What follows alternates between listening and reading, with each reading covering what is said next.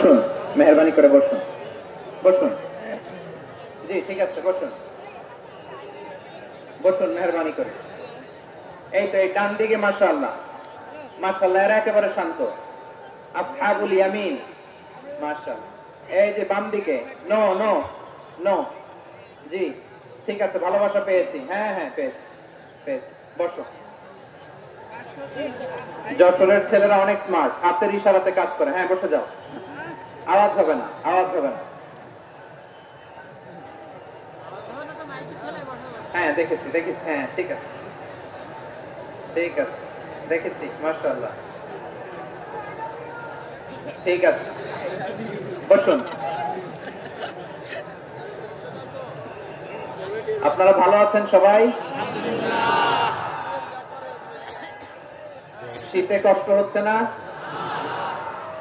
মাশাআল্লাহ। 3 দিন ব্যাপী তাফসীরুল কোরআনের প্রোগ্রামের সমাপনী রজনী আজকে। আমি খুব লম্বা সময় নিব না। আপনারা যদি এইভাবে বিশৃঙ্খলা করেন আর আপনাদের থামাতে যে ভলান্টিয়ার্সরা যদি হুইসেল বাজাতে থাকে, আমার কথা তো শোনা যাবে না, আমি মুনাজাত দিয়ে চলে যাব। খালাস, কোনো আওয়াজ হবে না, আওয়াজ হবে না। দেখি আপনারা কে কোন এলাকা থেকে এসেছেন, খোঁজ নেই। এটা তোমার বিভাগীয় প্রোগ্রাম, খুলনা বিভাগের প্রোগ্রাম পেয়ে গেছে যশোর, মাশাআল্লাহ। দেখি আপনাদের যশোর সদর থেকে কারা কারা এসেছেন, হাত তোলেন। ঠিক আছে, হাত নামান। অভয়নগরের কারা আছেন দেখি, অভয়নগর অনেক আসছে। কেশবপুর থেকে কারা আসছেন? ঠিক আছে, দেখি আপনাদের চৌগাছা উপজেলার কারা, চৌগাছা, মাশাআল্লাহ মাশাআল্লাহ, তাবারাকাল্লাহ। ঝিকরগাছার কারা দেখি, হাত নামান। বাঘারপাড়া থেকে এসছেন কেউ? ইয়া সালাম। মনিরামপুর, সর্বনাশ, মনিরামপুর তো জয়যুক্ত হয়েছে। সারসা, বেনাপোল, মাশাআল্লাহ। এবার যশোরের বাইরে চলে যাই, সাতক্ষীরা, মাশাআল্লাহ, ঠিক আছে। মেহেরপুরের কেউ আসছেন? মেহেরপুর, নড়াইল, চুয়াডাঙ্গা, আল্লাহু আকবার, কুষ্টিয়া, মাগুরা, খুলনা জেলার খুলনা, এই খুলনা তো অনেক, বাগেরহাট, মাশাআল্লাহ, ঝিনাইদহ, ওরে আল্লাহ, ঠিক আছে ঠিক আছে ঠিক আছে। আমরা 3টা তাকবীর দিয়ে শুরু করব। তাকবীর শেষ আর কারো কণ্ঠে কোনো আওয়াজ শুনতে চাই না, একটা আওয়াজ আমি শুনবো না, মেহেরবানি করে। প্রথমে আপনাদের এই যশোর জেলার যারা আছেন তারা আল্লাহর নামে তাকবীর পড়বেন। এরপরে যশোর জেলার বাইরে অন্যান্য জেলা থেকে যারা এসেছেন তারা তাকবীর পড়বেন। আর সব শেষে আমরা সবাই মিলে 3টা তাকবীর করে শুরু করব, ইনশাআল্লাহ। পড়েন ইনশাআল্লাহ। আমার যশোরের ভাইরা রেডি হয়ে যান। আপনারা রেডি না? বাকিরা চুপচাপ, শুধু যশোরের ভাইরা তাকবীর পড়বে, আওয়াজ করে পড়ুন, লিল্লাহি তাকবীর, আল্লাহু তাকবীর, মাশাআল্লাহ, তাবারাকাল্লাহ। যশোরের পারফরম্যান্স আমরা দেখলাম।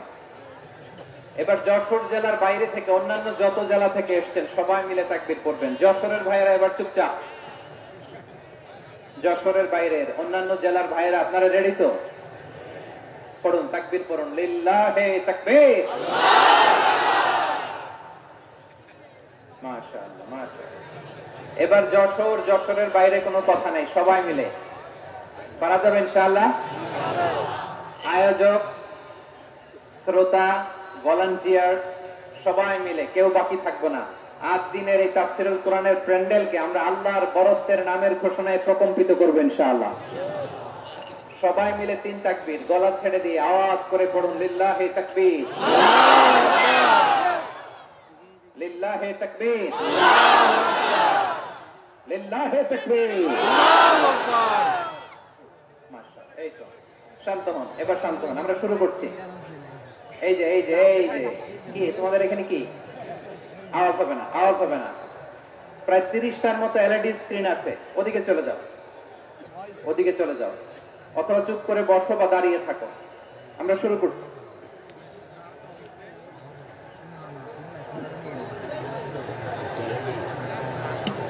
ইন্নাল হামদালিল্লাহি নাহমাদুহু ওয়া নাস্তাঈনুহু ওয়া নাস্তাগফিরুহ ওয়া নু'মিনু বিহি ওয়া নাতাওয়াক্কালু আলাইহি ওয়া না'উযু বিল্লাহি মিন শুরুরি আনফুসিনা ওয়া মিন সাইয়্যাতি আ'মালিনা মান ইয়াহদিহিল্লাহু ফালা মুদিল্লা লাহু ومن يضلل فلا هادي له أي فلن تجد له وليا مرشدا ونشهد أن لا إله إلا الله وحده لا شريك له هو الذي لا ضد له ولا ند له لا مثل له ولا مثيل له لا وزير له ولا كفيل له لا شبه له ولا شبيه له لا ولد له ولا والد له وهو الواحد الفرد الصمد لم يلد ولم يولد ولم يكن له كفوا أحد ونشهد أن سيدنا ونبينا وحبيبنا وبشيرنا ونذيرنا وطبيبنا وطبيب أرواحنا وحبيبنا وحبيب ربنا محمدا عبد الله ورسوله أرسله بالحق بشيرا ونذيرا وداعيا إلى الله بإذنه وسراجا منيرا أما بعد فقد قال الله تعالى في كلامه المجيد وفي فرقانه الحميد أعوذ بالله من الشيطان الرجيم بسم الله الرحمن الرحيم ولقد كرمنا بني آدم وحملناهم في البر والبحر ورزقناهم من الطيبات وفضلناهم على كثير ممن خلقنا تفضيلا إن الله وملائكته يصلون على النبي يا أيها الذين آمنوا صلوا عليه وسلموا تسليما اللهم صل على محمد وعلى آل محمد كما صليت على إبراهيم وعلى آل إبراهيم إنك حميد مجيد اللهم بارك على محمد وعلى آل محمد كما باركت على إبراهيم وعلى آل إبراهيم إنك حميد مجيد সকল প্রশংসার মালিককে সকল ক্ষমতার উৎসকে কেউ যেটা পারে না পারে কে কেউ যেটা দেখে না দেখে কে সে আল্লাহর দরবারে আমরা শুকরগুজার হচ্ছি আমরা সবাই পড়ছি কালিমাতুশ শুকর আলহামদুলিল্লাহ সবাই একসাথে গলা ছেড়ে দিয়ে আওয়াজ করে পড়ুন রব্বানা লাকাল হামদ হামদান কাসীরান طيبا مباركا فيه يا ربي لك الحمد كما ينبغي لجلال وجهك وعظيم سلطانك لك الحمد بالإيمان لك الحمد بالإسلام لك الحمد بالقرآن আল্লাহ রাব্বুল ইজ্জা ওয়াল জালালের দরবারে শুকরিয়া জ্ঞাপনের পাশাপাশি আমি আজকের এই প্রোগ্রামের অর্গানাইজিং কমিটিকে অন্তরের অন্তঃস্থল থেকে ধন্যবাদ জানাতে চাই যে আদ-দ্বীন ফাউন্ডেশন অফ ফরডি তারা 3 দিন ব্যাপী যশোরের ফুলের হাটে এরকম চমৎকার গোছানো ওয়েল অর্গানাইজড একটা তাফসীরুল কোরআনের প্রোগ্রামের আয়োজন করেছে আমি আল্লাহর শুকরিয়া জ্ঞাপনের পাশাপাশি তাদেরকে আমার অন্তরের অন্তঃস্থল থেকে শুকরিয়া ধন্যবাদ এবং মোবারকবাদ জানাতে চাই আজকের প্রোগ্রামে উপস্থিত আছেন বৃহত্তর খুলনা বিভাগের ব্যবসায়ী ভাইয়েরা কর্মজীবী ভাইয়েরা ছাত্র ভাইয়েরা পর্দার আড়ালে মহিলা প্যান্ডেলে আমার মায়েরা বোনেরা উপস্থিত আছেন কওমি মাদ্রাসার মুহতামিম বৃন্দ আলিয়া মাদ্রাসার প্রিন্সিপাল হুজুর শিক্ষক বৃন্দ ছাত্রবৃন্দ ইমাম সাহেব খতিব সাহেব মুয়াজ্জিন সাহেব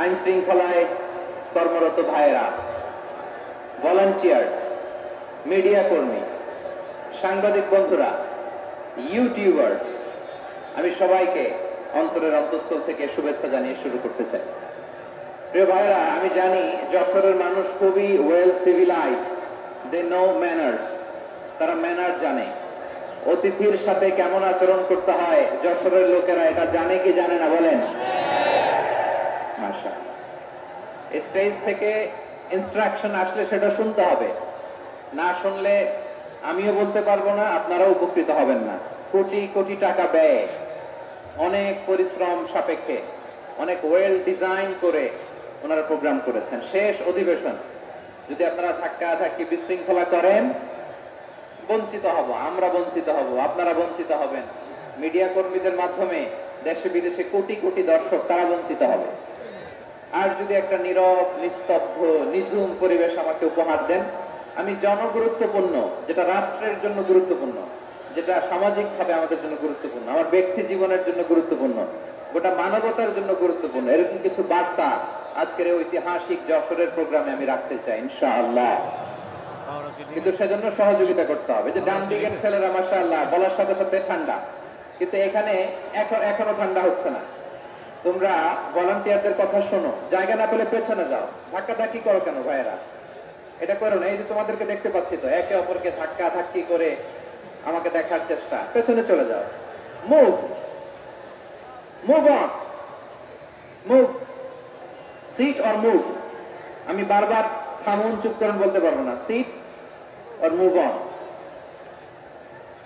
9টা প্যান্ডেল আছে এখানে ধাক্কা ধাক্কির কোনো মানে হয় না তোমরা ধাক্কা ধাক্কি করবা এই জন্য প্যান্ডেল করা হয় নাই 9টা বসো কোনো কথা নাই বসো বসো কানগুলো খরগোশের কানের মতো খাড়া করো কোনো আওয়াজ নাই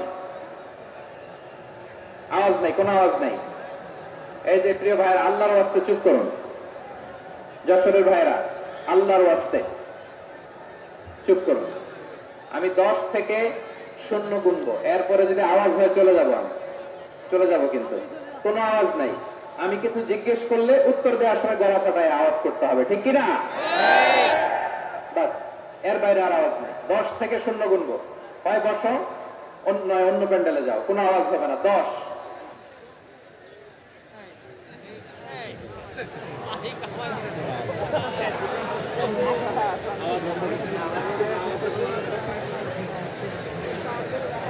চলে গেছে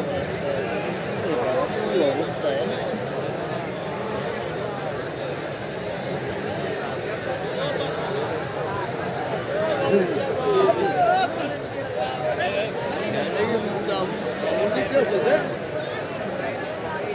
ঠিক আছে না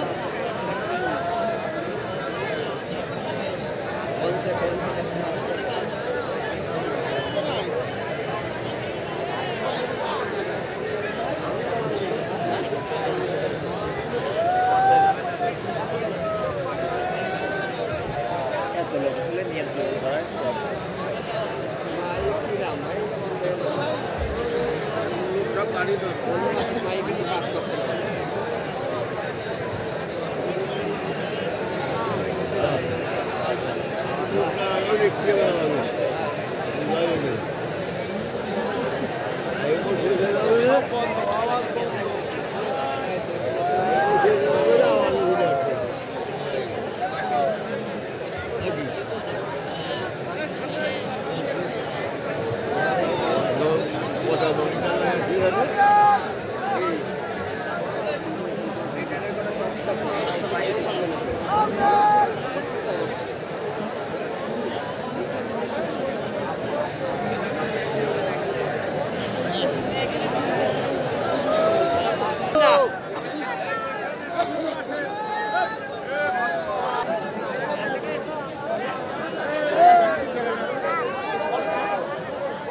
মর্যাদা বাড়াইয়া দিয়েছে কে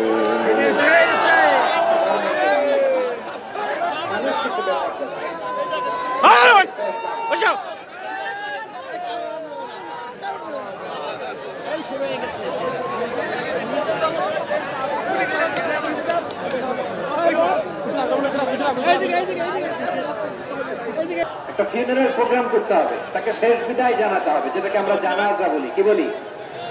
জানাজা মানে মাইয়িতের জন্য দোয়া, তার জন্য দোয়া করা হয়, তাকে একটা সিস্টেমেটিক অর্ডারে কবরে রাখা হয়, সুন্দরভাবে সেটাকে কবরস্থ করা হয়, মাটি দেয়া হয়, পানি দেয়া হয়। তার মানে মরে গেলেও মানুষের সম্মান বাড়ায় দিয়েছে কে?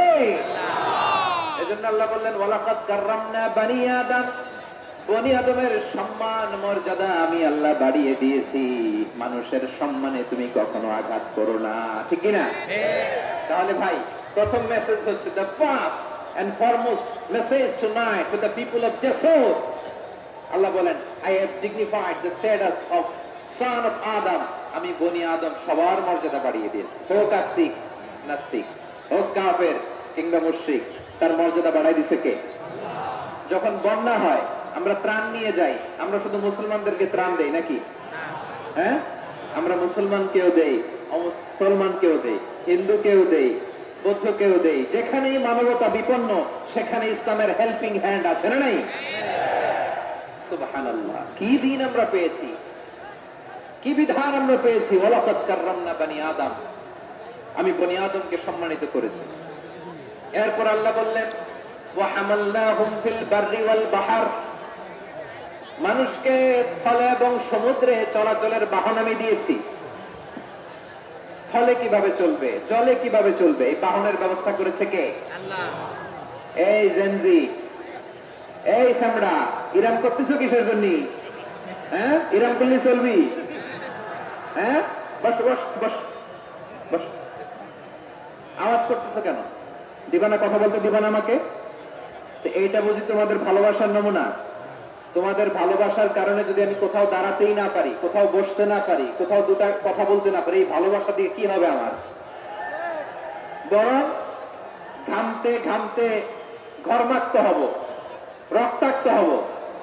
কিন্তু সেন্ট্রাল থেকে, সেন্ট্রালি যে ইনস্ট্রাকশন আসবে, সেই ইনস্ট্রাকশনের এক চুল আমরা ডানে বায়ে যাব না।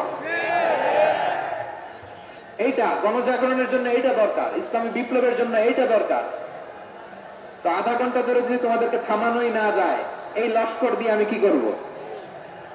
আল্লাহর ওয়াস্তে নো নো নো স্লোগান, চুপচাপ একেবারে আমার দিকে তাকাও। আল্লাহ বললেন ওয়া হামালনাহুম ফিল বাররি ওয়াল বাহর, জলে স্থলে আমি চলাচলের যানবাহনের ব্যবস্থা করেছি। আমরা স্থলে ঘোড়ার উপরে চড়ি, উটের উপরে চড়ি, গাড়ির উপরে চড়ি। এই যে গাড়ির ইঞ্জিন বানাইছি আমরা, এটার মেধা দিয়েছে কে? আবার সাগরের মধ্যে আমরা নৌযান, জলযান, বড় বড় জাহাজ দিয়ে এক মহাদেশ থেকে আরেক মহাদেশ যাই, এক দেশ থেকে মালামাল গুলো আরেক দেশে পাঠাই। সাগরের ভেতরে নৌকা গুলোরে ধরে রাখলো কে?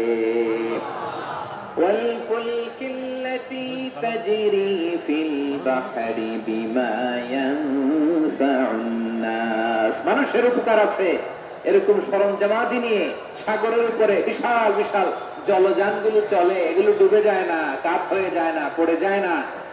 এগুলোকে স্থিতিস্থাপকতাকে ঠিক করে রাখলো কে? আপনারা জাহাজ দেখেছেন? জাহাজ, হ্যাঁ, বাড়ি চট্টগ্রাম হইলে দেখতে পারতেন। দেখছেন? বিশাল বিশাল জাহাজ, বিশাল জাহাজ মালামাল নিয়ে এক মহাদেশ থেকে আরেক মহাদেশে যায়। গত মাসে আমার জাপান সফর ছিল।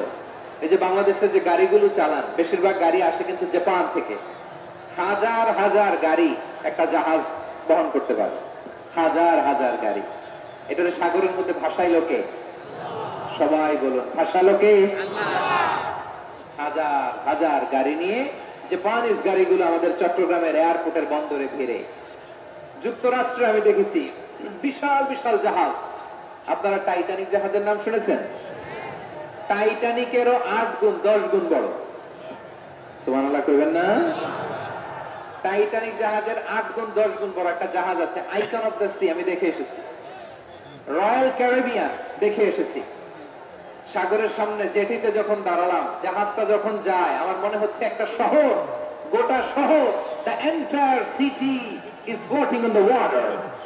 পুরো একটা শহর মনে হয় পানির উপর দিয়ে ভেসে যাচ্ছে। পড়েন সুবহানাল্লাহ। এই যে আইকন অফ দ্য সি, এই ক্রুজ, এই জাহাজটা, এটার ভিতরে স্টেডিয়াম আছে। কিসের ভিতরে স্টেডিয়াম? কথা বুঝে নাই বোধহয়। স্টেডিয়াম কিসের ভিতর? সুইমিং পুল আছে, শপিং মল আছে, রেস্টুরেন্ট আছে, ক্লাব আছে, 3000 4000 রুম বিশিষ্ট, কক্ষ বিশিষ্ট হোটেল আছে। এই সবগুলোর নিয়ে এগুলো চলে সাগরের এই দোলার মধ্যে, জলোচ্ছ্বাসের মধ্যে। এই সাগরের ভেতরে এই জাহাজগুলোর ভাষায় রাখছে কে? সূরাতুর আর রহমান আল্লাহ তাআলা বললেন, ওয়ালাহুল জাওয়ারিল মুনশাআতু ফিল বাহরি কাল আ'লাম ফাবিআইয়ি আলা, সবাই পড়েন, ফাবিআইয়ি আলাই রাব্বিকুমা তুকাযিবান। পাহাড় সম বড় বড় জাহাজগুলো মাল বোঝাই করে সাগরের মধ্যে ভেসে বেড়ায়। এগুলো দিয়ে মালামাল বহন করা যায়।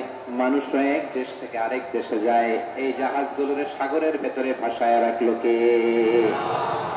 এই আয়াতের ভেতরে আল্লাহ তাআলা সূরাত বনী ইসরাঈলের এই চমৎকার আয়াতের ভেতরে আল্লাহ তাআলা বেসিক্যালি মানব জাতির প্রতি তার 4টি স্পেশাল অনুগ্রহের কথা বলেছেন। কয়টি? 2টা বলে ফেলছি। 1 নাম্বার, ওয়ালাকাদ কাররামনা বনী আদম, আমি বনী আদমের সম্মান বাড়াইছি। নাকি মুসলমানদের? নাকি মুসল্লিদের? কার সম্মান বাড়িয়েছি? বনী আদমের। তাহলে human dignity, the first part of the verse talks about the human dignity.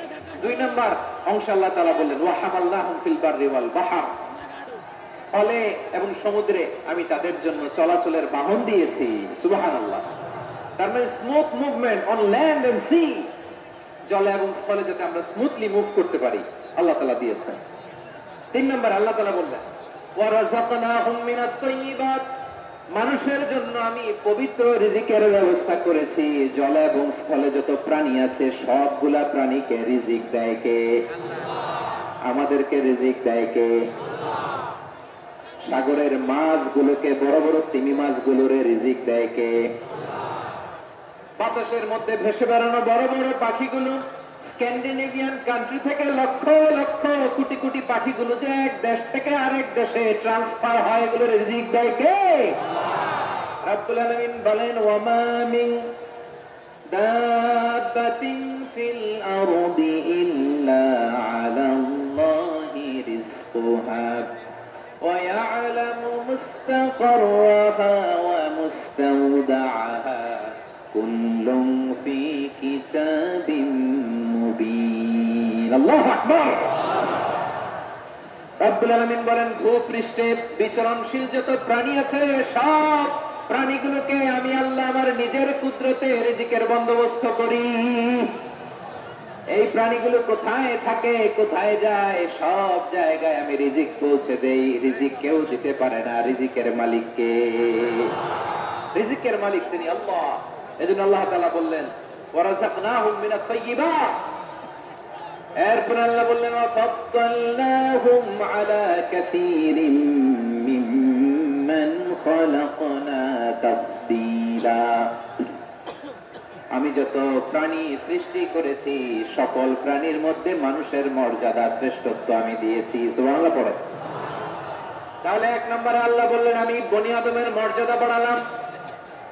এরপরে বললেন স্থলে এবং সমুদ্রে চলাচলের জন্য যানবাহন দিলাম।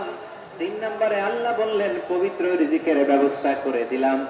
এরপরে আল্লাহ বললেন যত প্রাণী আছে, সৃষ্টি আছে, সবগুলার উপরে আমি মানুষকে শ্রেষ্ঠত্ব দিলাম। সুবহানাল্লাহ। তাহলে সবচেয়ে বেশি শ্রেষ্ঠত্ব মানুষের। কার? মানুষের। শুধু তাই নয় প্রিয় ভাইরা, আকাশ এবং জমিনে যা কিছু আছে সবকিছু মানুষের জন্য, মানুষের কল্যাণে, মানুষের প্রয়োজনে, মানুষের বশীভূত করে সৃষ্টি করেছেন কে? রব্বুল আলামিন বলেন, হুয়াল্লাযী খালাকা লাকুম মা ফিল আরদি জামিআ। এই জমিনের মধ্যে যা কিছু আমি আল্লাহ সৃষ্টি করেছি সবকিছু আমি মানুষের জন্য সৃষ্টি করেছি। পড়েন সুবহানাল্লাহ। হুয়াল্লাযী খালাকা লাকুম মা ফিল আরদি জামিআ। যা আছে সব আমাদের জন্য, সব আমাদেরকে সার্ভিস দেওয়ার জন্য, আমাদের উপকারের জন্য, আমাদের কল্যাণের জন্য। আওয়াজ করে সবাই পড়ুন আল্লাহু আকবার। অন্য আল্লাহ বললেন, ওয়াসাখখারা লাকুম মা ফিস সামাওয়াতি ওয়া মা ফিল আরদি জামিআন মিন ইন্না ফি যালিকা লাআয়াতিন লিকাওমিন ইয়াতাফাক্কারুন।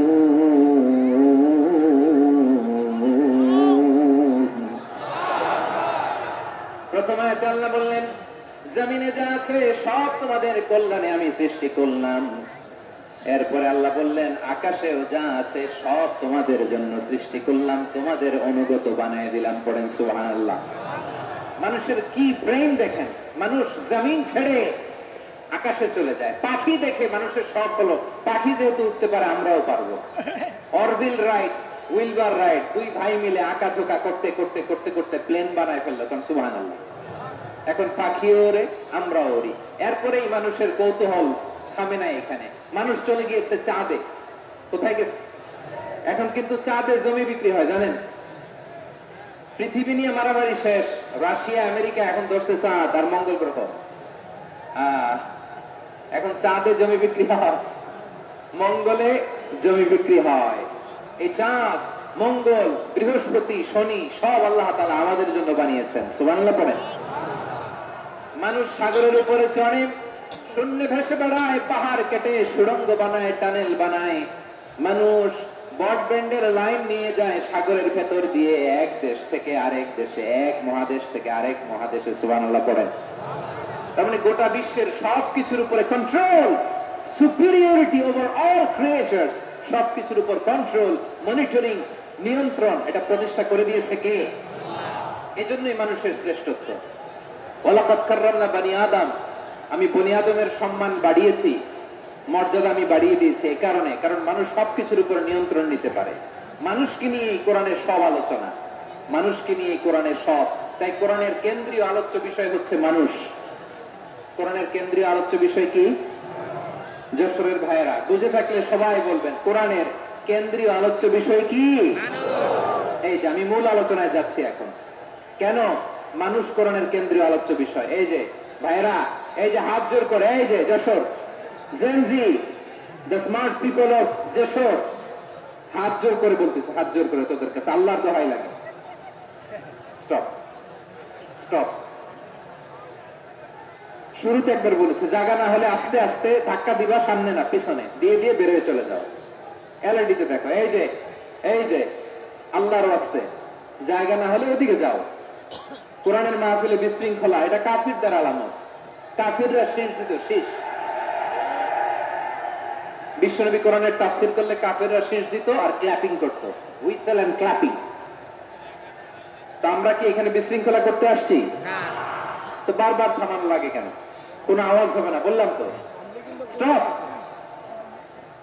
আওয়াজ করে বলুন, কোরআনের কেন্দ্রীয় আলোচ্য বিষয় কি? সবাই বলেননি। এতগুলো মানুষ উত্তর দিলে এতটুকু আওয়াজ হয়, অন্তত আমি বিশ্বাস করি না। যশোর, আওয়াজ করে বলো, কোরআনের কেন্দ্রীয় আলোচ্য বিষয় কি? মানুষ। এই মানুষ কোরআনের কেন্দ্রীয় আলোচ্য বিষয়। মানুষকে আল্লাহ স্বাধীনতা দিয়েছেন। ফামান শাআ ফালিউমিন ওয়া মান শাআ ফালিয়াকফুর। চাইলে মুমিন হতে পারো, চাইলে কাফের হতে পারো, তোমার ইচ্ছা। তবে জেনে রাখো, মুমিন হলে পাবা জান্নাত, কাফির হলে পাবা জাহান্নাম। নাও দ্য ডিসিশন ইজ ইয়ার্স। সিদ্ধান্ত তোমার, জান্নাতে যাবা না জাহান্নামে যাবা। যশোরের ভাইয়ের আওয়াজ করে বলুন, কই যেতে চান, জান্নাতে না জাহান্নামে? ডান দিকে না বাম দিকে? ডানপন্থী না বামপন্থী? চিল্লা চিল্লি না চুপচাপ? চুপচাপ করে আবার চিল্লাচিল্লি শুরু করে দিচ্ছে। মাশাআল্লাহ। তাহলে কোরআনের কেন্দ্রীয় আলোচ্য বিষয় মানুষ। আমার সাথে থাকতে হবে, তোমাদেরকে নিয়ে আমি আলোচনা শেষ পর্যন্ত যাব। অনেক গুরুত্বপূর্ণ কথা বাকি আছে, আমাকে সহযোগিতা করতে হবে। মাশাআল্লাহ, এই তো ঠান্ডা হয়েছে। হ্যাঁ, ঠিক আছে, ঠিক আছে, ঠিক আছে। মানুষকে আল্লাহ এত স্বাধীনতা দিয়েছেন, মানুষ চাইলে অনেক ভালো হইতে পারে। ভালোর রাস্তাও খোলা, খারাপ হওয়ার রাস্তাও খোলা। ভালো হইলে মানুষ অনেক ভালো, খারাপ হইলে অনেক খারাপ। ভালো হইলে সবচেয়ে ভালো, খারাপ হইলে সবচেয়ে খারাপ। এজন্য সিদ্ধান্ত আপনাকেই নিতে হবে। আল্লাহ তাআলা বলছেন, লাকাদ খালাকনাল ইনসানা ফি আহসানি তাকওয়িম সুম্মা রাদাদনাহু আসফালা সাফিলিন। আমি মানুষকে অনেক সুন্দর অবয়বে, সুন্দর আকৃতিতে সৃষ্টি করেছি। তার শুধু চেহারার ডিজাইনটাই সুন্দর নয়, তার ব্রেনটা বড্ড সুন্দর, তার মানসিকতা বড্ড সুন্দর, তার সৃজনশীলতা বড্ড সুন্দর। পড়েন সুবহানাল্লাহ। আমাদের চেহারা, অবয়ব, ডিজাইন যে সুন্দর তা না, আমাদের ব্রেনটা অনেক সফিস্টিকেটেড ব্রেন, অনেক সফিস্টিকেটেড। এই 1.5 কেজি ব্রেন ইউজ করে মানুষ গোটা বিশ্বে সভ্যতা বিনির্মাণ করেছে, ঠিক কিনা? এই ব্রেন আল্লাহ তাআলা আমাকে দিয়েছে। এটারে কাজে লাগালে, আপনার সিক্স সেন্স কাজে লাগালে আপনি অনন্য মানুষ হয়ে উঠবেন, মহামানবে রূপান্তরিত হবেন। মানুষ হতে পারে, চাইলেই মহামানব হতে পারে। আবার যদি মানুষ চায়, খারাপও হতে পারে। আল্লাহ বললেন শুধু ভালোই না, ভালো হতে চাইলে অনেক ভালো তুমি হতে পারো, আবার খারাপ হতে চাইলে অনেক খারাপ তুমি হতে পারো। সুম্মা রাদাদনাহু আসফালা সাফিলিন।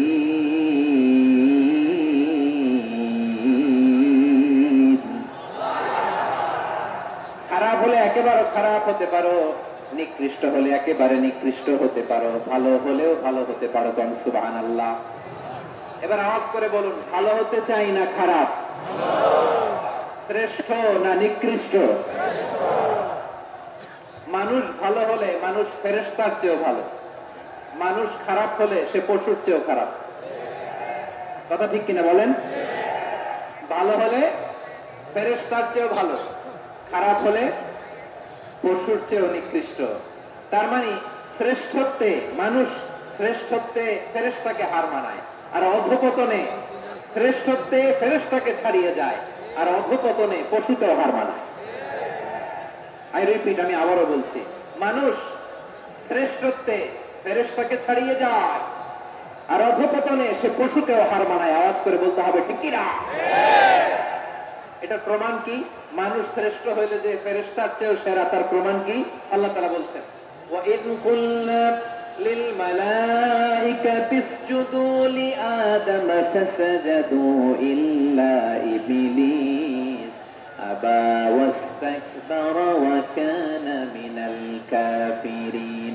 আল্লাহ বলেন, স্মরণ করো সে সময়ের কথা যখন আমি ফেরেশতাদেরকে বললাম, ও ফেরেশতারা আদমকে সিজদা দাও। সব ফেরেশতারা সম্মান সূচক সিজদা আদমকে দিল, তারা আদমের জন্য সিজদায় লুটিয়ে পড়লো একজন ছাড়া, তার নাম ইবলিস। আওয়াজ করে বলেন তার নাম কি?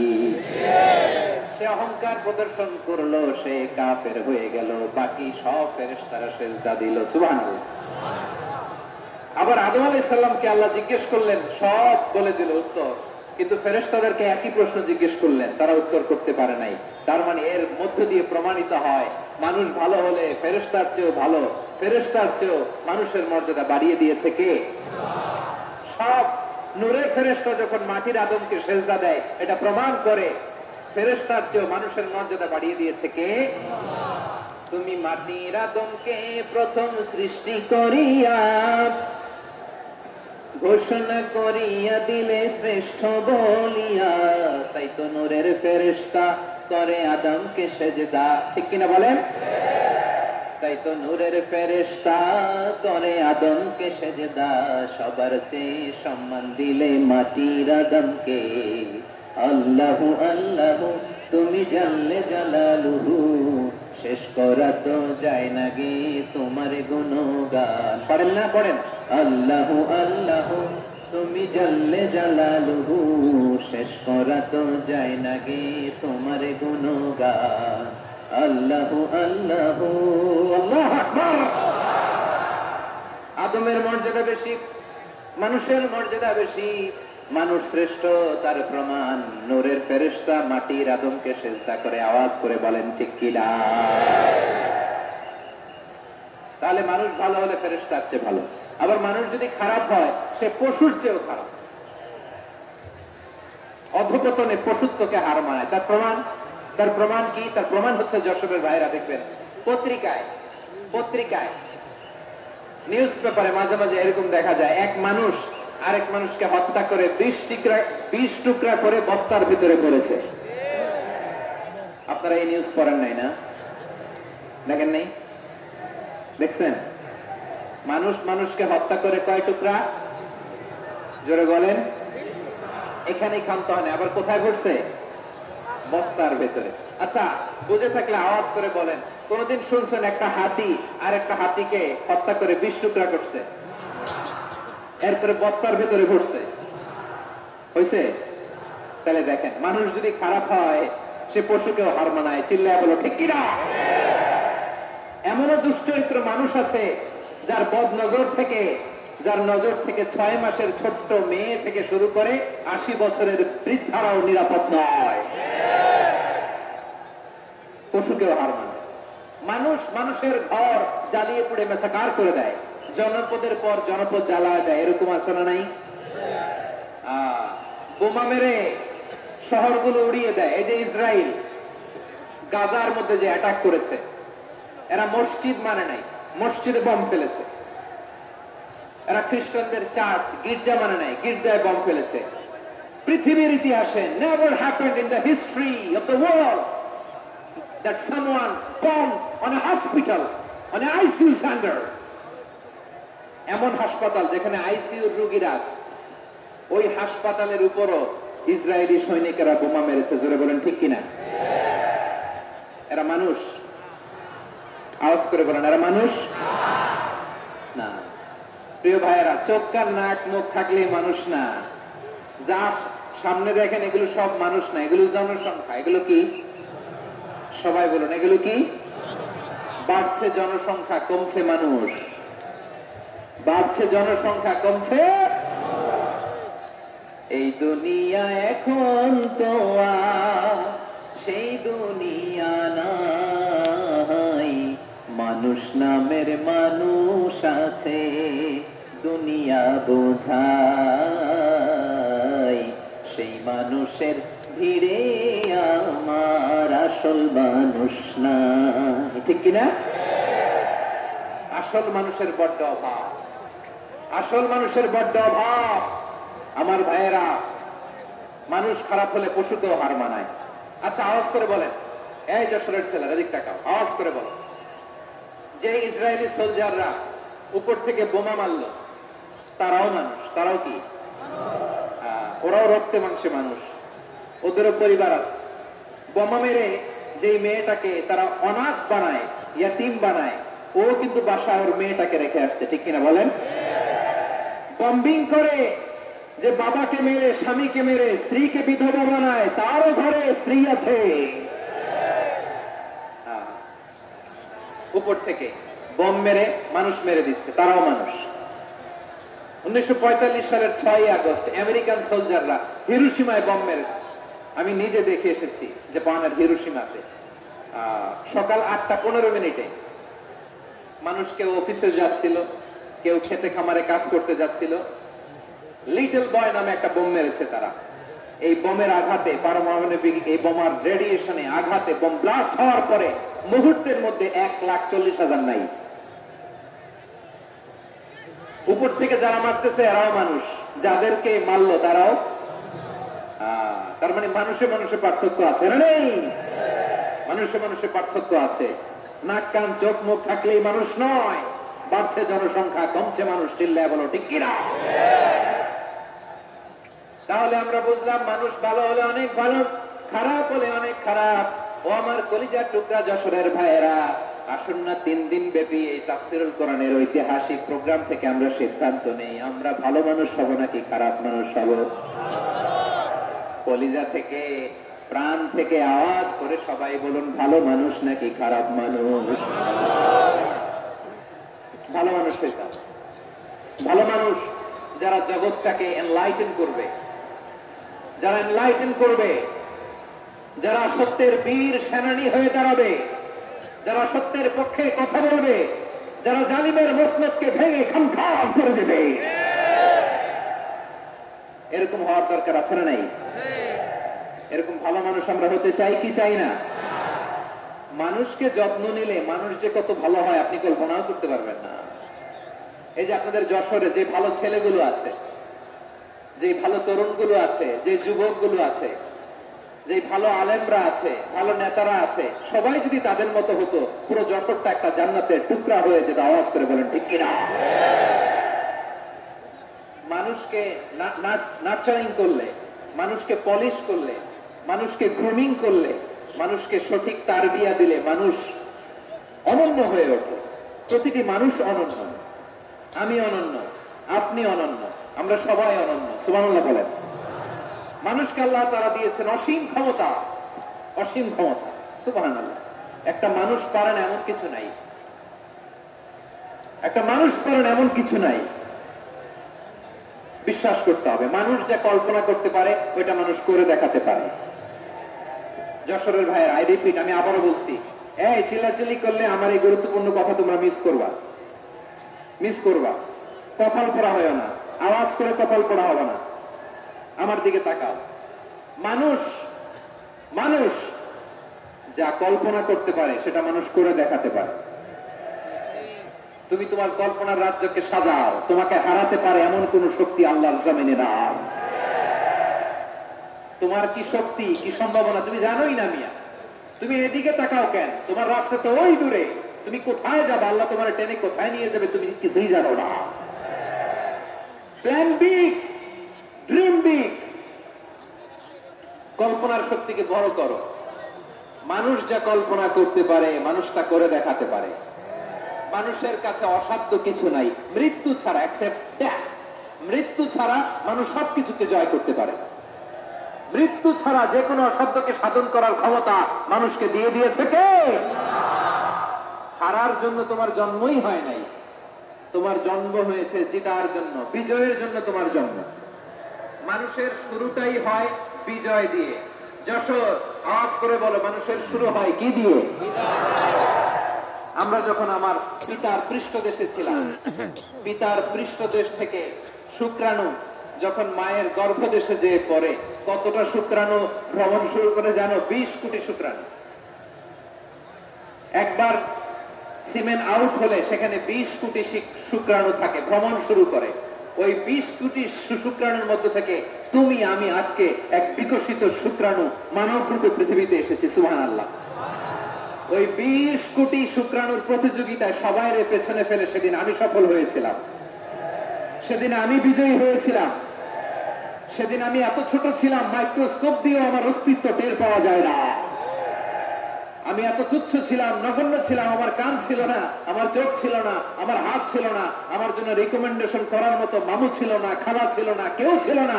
তারপরেও ওই প্রতিযোগিতায়, ওই কম্পিটিশনে যখন আমার কেউ হারাতে পারে নাই, আল্লাহর জমিনেও আমার কেউ হারাতে পারে না।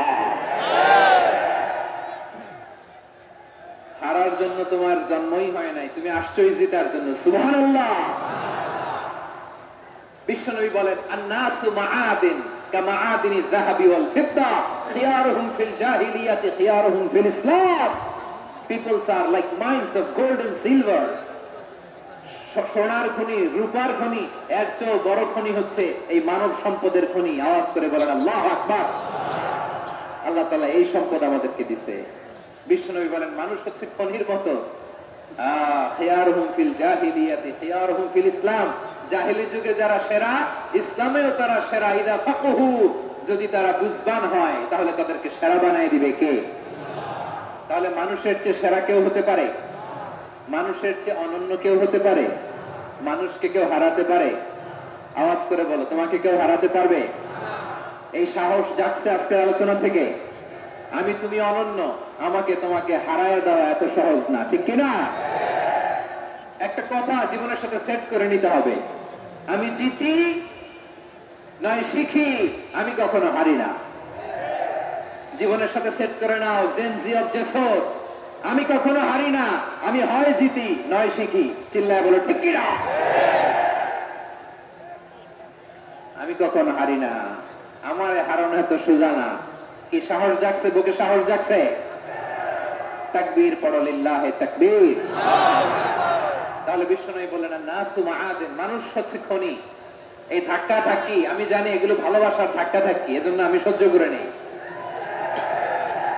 এগুলো যে ভালোবাসার ধাক্কা ধাক্কি, এটা আমরা বুঝি। পৃথিবীর কোন আইন, সিকিউরিটি প্রটোকল দিয়ে এটার মানানো যাবে না, কারণ এটা তো ভালোবাসা, লাভ। লাভ কোন আইন কানুন দিয়ে বাধা যায় না, মানানো যায় না, ঠিক কিনা বলো?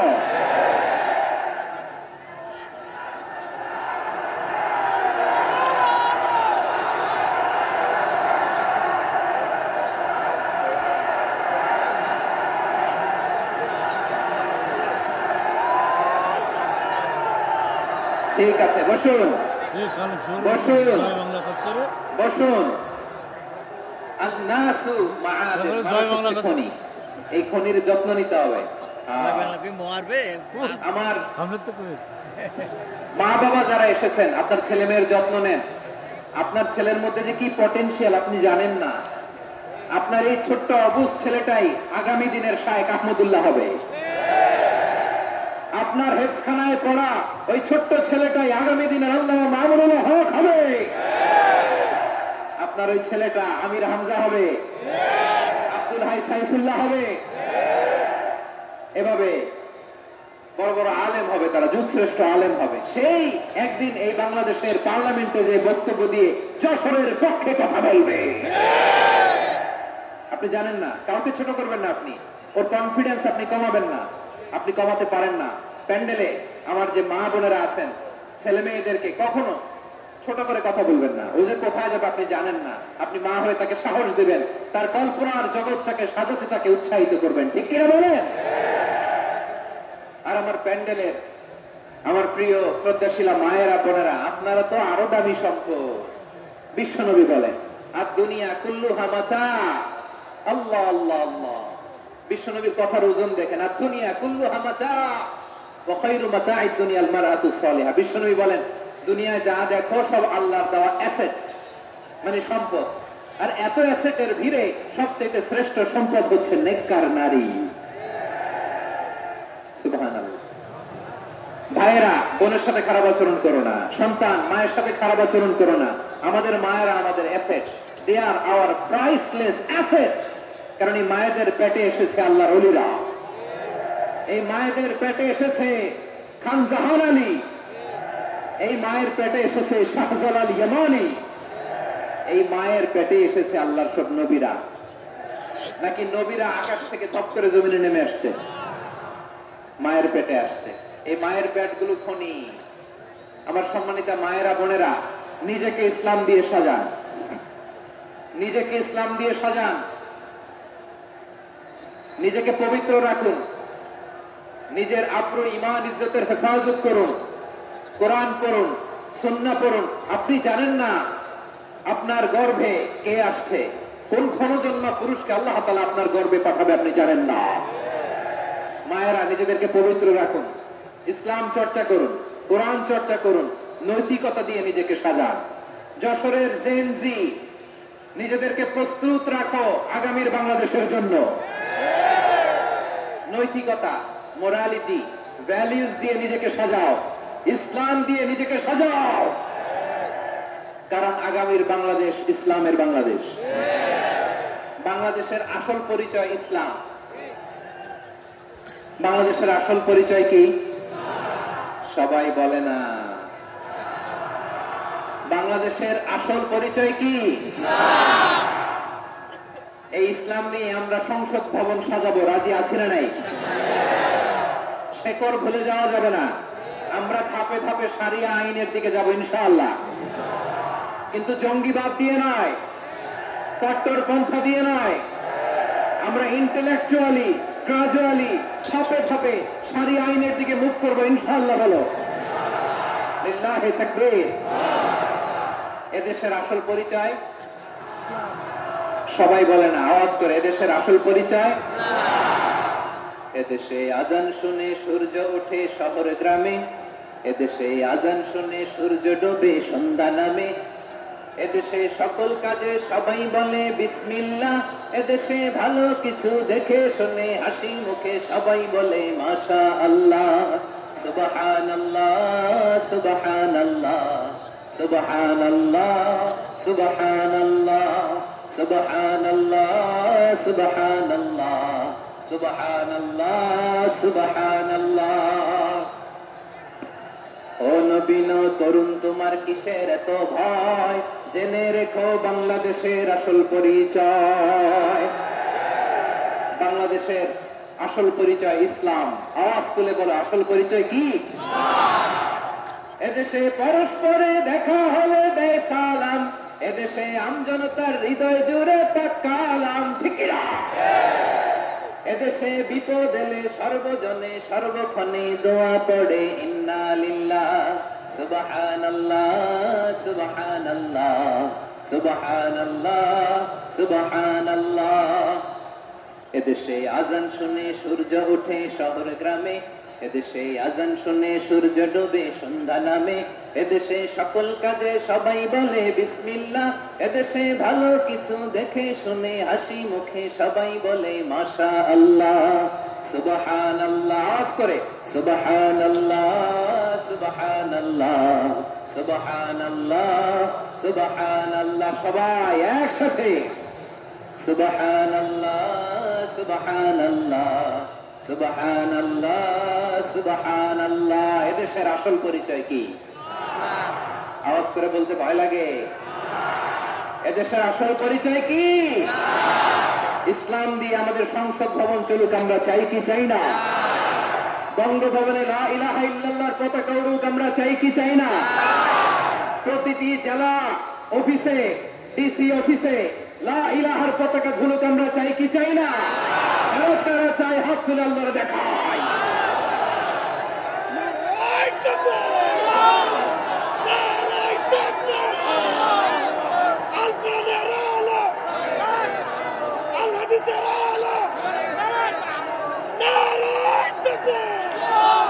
মাশাআল্লাহ মাশাআল্লাহ মাশাআল্লাহ মাশাআল্লাহ। যশোর, আওয়াজ করে বলো, ভালো মানুষ না খারাপ মানুষ? বুঝে বলছো তো? মানুষ ভালো হলে যে কত ভালো।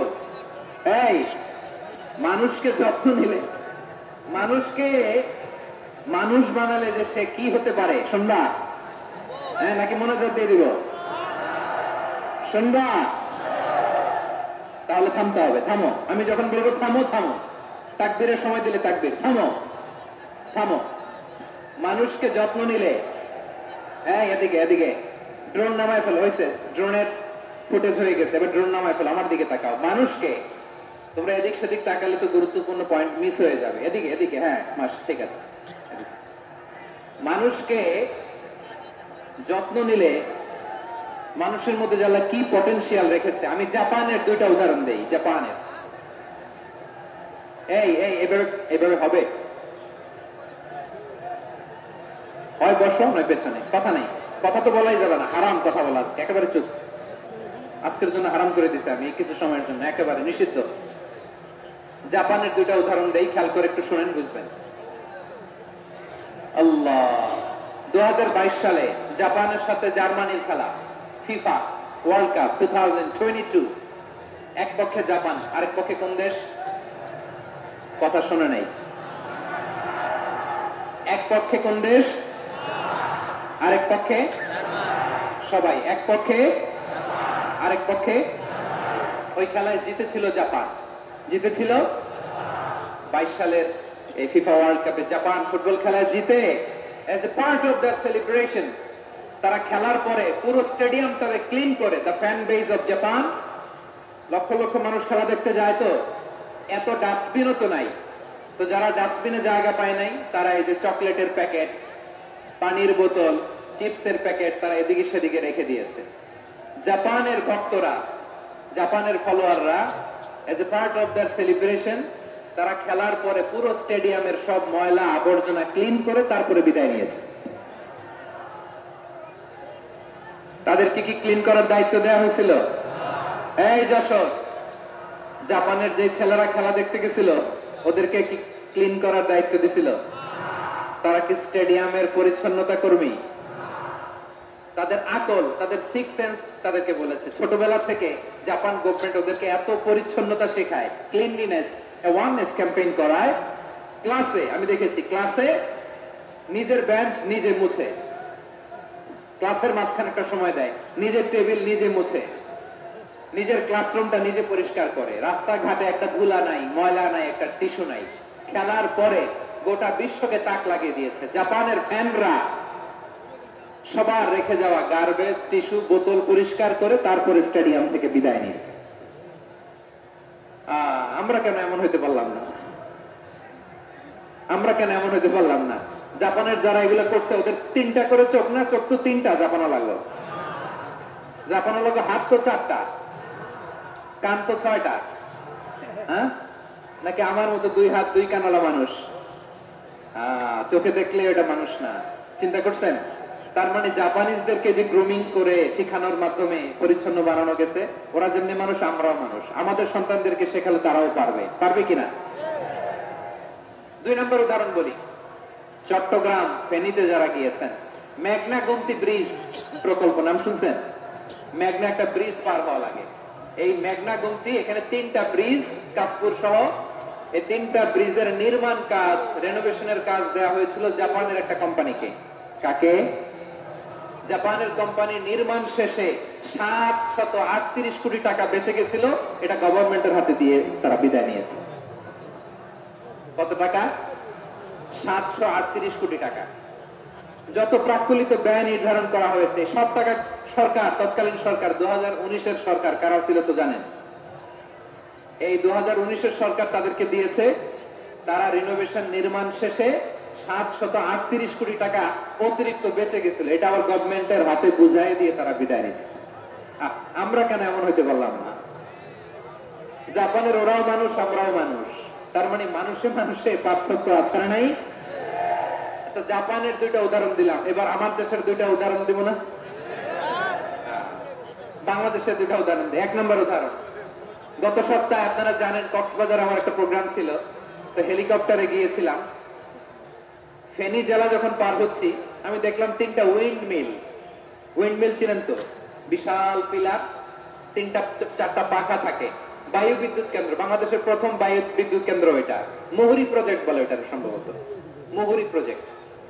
তো সাগরের বাতাসের ঝাপটায় এটা ঘুরে এনার্জি হয়, ইলেকট্রিসিটি উৎপাদন হয়। তো আমি পাইলটকে বললাম, ভাই এগুলো থেকে কেমন ইলেকট্রিসিটি উৎপাদন হয়? কয়, হুজুর একটুও হয় না। কিছুই হয় না। কিছুই হয় না মানে? বলে, হুজুর বাংলাদেশে যত উইন্ড মিল আছে এটার পাখা একটাও ঘুরে না। আল্লাহ, বলেন কি? তাহলে যে কোটি কোটি টাকা ব্যয় করে যে উইন্ড মিল, কয় হুজুর ভিতরে ফিটফাট, উপরে ফিটফাট, ভিতরে সদরঘাট। তার মানে কোটি কোটি টাকা দিয়ে এই উইন্ডমিল বানায়, এখানে কিছু নাই। দুর্নীতির আড্ডাখানা, আখড়াখানা বাংলাদেশ, ঠিক কিনা বলেন? আরে জাপানিজরাও মানুষ, আমরাও মানুষ। আমার এক নিকটাত্মীয় সরকারি চাকরিজীবী, উনি আমাকে বললেন, বাংলাদেশের আরেকটা উদাহরণ দেখ, উনি আমাকে বললেন যে প্রতি বছর আমাদের অফিসের ফার্নিচার চেঞ্জ করে। আমি বললাম প্রতি বছর ফার্নিচার চেঞ্জ করে কেন? বলে যে ফার্নিচার নতুন পারচেজ করলেই তো ওইখানে টাকা, নতুন কিনতে পারলেই টাকা, নতুন উন্নয়নের সবক শোনাতে পারলেই টাকা। প্রথম আলোর রিপোর্ট, কি আলো? প্রথম আলোর রিপোর্ট, গত 15 বছরে উন্নয়নের নামে লুটপাট হয়েছে প্রায় 3.25 লাখ কোটি টাকা। কার রিপোর্ট? আমাদের বানানো কথা। প্রথম আলোর রিপোর্ট। গত 15 বছরে কারা ছিল জানেন তো? হ্যাঁ, শুধু ওনাদেরকেই দোষ দিয়ে লাভ নাই। স্বাধীনতার পর থেকে শুধু শাসকের হাত বদল হয়েছে, আমরা কিছু পাই নাই, ঠিক কিনা বলেন? শুধু ওনাদের দোষ দিয়ে কি লাভ? একদল খাইছে, আরেক দল খাওয়ার জন্য রেডি হয়ে আছে। আমরা এরকম চাই না। আমরা চাই স্বাধীন সার্বভৌম বাংলাদেশ, আমরা চাই দুর্নীতি মুক্ত বাংলাদেশ। আমি নিউজটা যে কতবার বললাম, এটা কি সম্ভব? 3.25 লাখ কোটি টাকা লুটপাট, মানে লুটপাট করতে করতে এদেশের জনগণকে ফুটপাতে বসায় দিচ্ছে। প্রিয় ভাইরা, জাপানের মানুষও মানুষ, আমরাও মানুষ। সিদ্ধান্ত আপনার, কোন মানুষ হবেন, ভালো মানুষ না খারাপ মানুষ? আজকের আলোচনার বিষয় হচ্ছে মানব সম্পদের উন্নয়ন, human resource development. It's a process to increase the capacity of knowledge, skill, capacity of the people of a country. একটা দেশের মানুষের জ্ঞান, তাদের দক্ষতা কি করে বাড়ানো যায়, বাড়িয়ে দেশের উন্নয়ন করানো যায়, এটাই হচ্ছে মানব সম্পদ উন্নয়নের মূল কথা। তাহলে মানব সম্পদ হচ্ছে একটা দেশের সবচাইতে শক্তিশালী পুঁজি। প্রাকৃতিক সম্পদ, খনিজ সম্পদের চেয়েও দামি হচ্ছে মানব সম্পদ। আমার প্রিয় যশোর, প্রাকৃতিক সম্পদ, খনিজ সম্পদের চেয়ে দামি সম্পদ কি সম্পদ? আল্লাহ তাআলা দয়া করে আমাদেরকে এই মানব সম্পদ দিয়েছেন। আসুন আমাদের এই মানুষগুলোকে আমরা সোনার মানুষ বানাই। রাজি আছেন তো সবাই? রাজি আছেন? মানুষ পারেন এমন কোনো কিছু নাই, চাইলে সব পারে। এজন্য মানুষকে তারবিয়া দিতে হবে, যথাযথভাবে তাদেরকে গড়তে হবে। আসুন আমরা সিরাতের আয়নায় বিশ্বনবীর জীবনী থেকে দেখি তিনি কিভাবে হিউম্যান রিসোর্সকে ম্যানেজ করতেন। যদি আপনাদের সময় হয়, দু একটা উদাহরণ দিয়ে আজকে আমি আমার আলোচনার বিদায় নিব। হবে? সময় হবে কয়েক মিনিট? হ্যাঁ, শান্ত থাকবেন তো? শান্ত থাকবা? হ্যাঁ, ঠিক আছে। এই ধাক্কার মধ্যে ঢুকছে, এবার মজা বুঝতেছো তো? হ্যাঁ, মানা করছিলাম না? ঠিক আছে, টের পাও। হ্যাঁ, ঠিক আছে। যে আওয়াজ করবে আমি ওকে দেখতেছি, কে কে আওয়াজ করে দেখতেছি। শেষ কথা, শেষের দিকে চলে আসছি। বিশ্বনবী সাল্লাল্লাহু আলাইহি ওয়াসাল্লাম কিভাবে হিউম্যান রিসোর্সকে ম্যানেজ করতেন, মজার কথা আছে কয়েকটা, বলে বিদায় নিব। বিশ্বনবী কিভাবে এই মানব সম্পদকে ম্যানেজ করতেন। বিশ্বনবী, he was a very good talent hunter, চৌকস ট্যালেন্ট হান্টার ছিল। কার মধ্যে কি ট্যালেন্ট আছে দেখলেই বুঝে ফেলতেন। সুবহানাল্লাহ পড়বেন না? কি নবী আমরা পেয়েছি! He was a very good talent hunter. আমার নবী, তিনি চৌকস ট্যালেন্ট হান্টার ছিলেন। তার মধ্যে কি প্রতিভা বের করতেন, ওই প্রতিভাকে ইসলামের কল্যাণে কাজে লাগাতেন। সুবহানাল্লাহ বলেন। যাকে যেই জায়গায় সেট করলে ভালো হবে তাকে ওই জায়গায় সেট করতেন। কয়েকজন সাহাবীর জীবনী শোনাই। আবু মাহজুরা রাদিয়াল্লাহু তাআলা আনহু, মক্কার মুয়াজ্জিন, আগে ছিল মুশরিক, পরে হয়েছে মুমিন। উনি কিভাবে মুমিন হইলেন এই ঘটনাটা একটু আপনাদের শোনাতে চাই। তা আপনাদের তো সময় নাই হাতে। হ্যাঁ, সময় আছে? এই যে এই জেনজি, এই জেনজি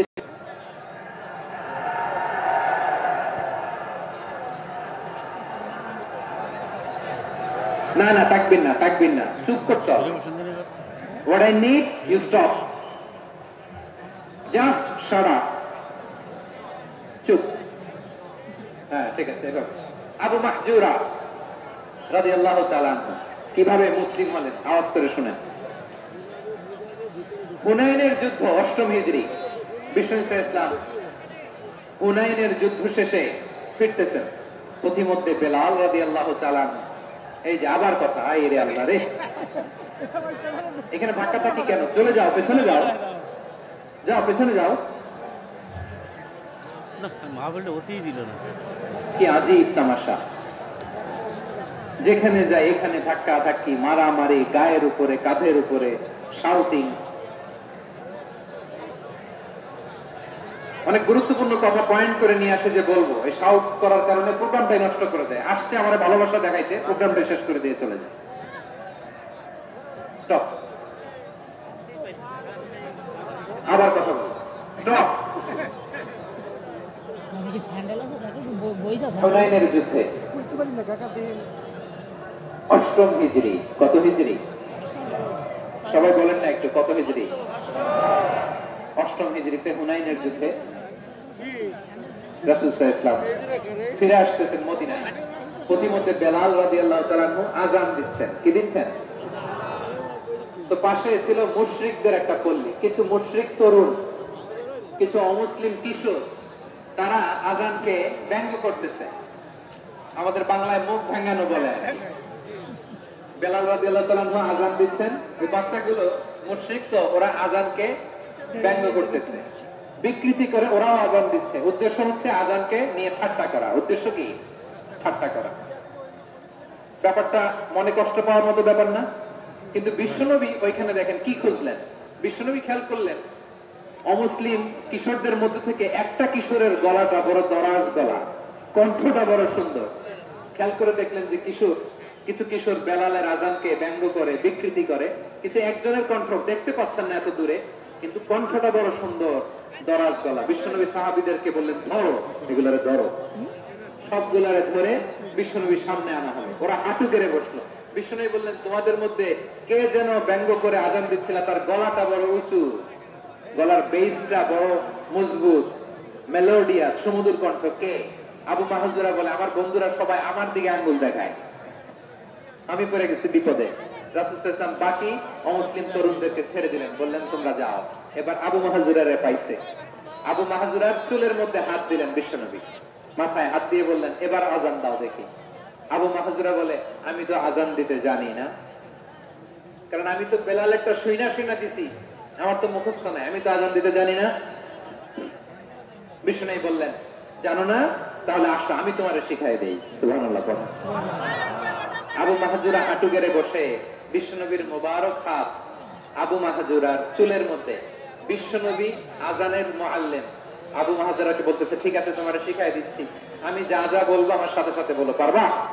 আবু মাহজুরা বলে, পারবো। বিশ্বনবী আযান দিচ্ছেন, মাথায় হাত দিয়ে, আল্লাহু আকবার,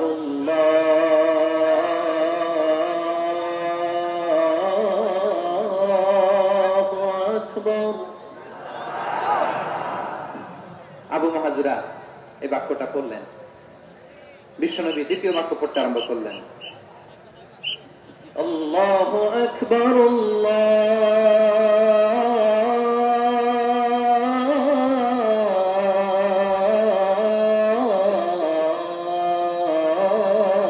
আল্লাহু আকবার। আবু মাহজুরা এই বাক্যটা বললেন। বিশ্বনবী আবু মাহজুরার মাথার মধ্যে হাত দিয়ে তৃতীয় বাক্য বললেন,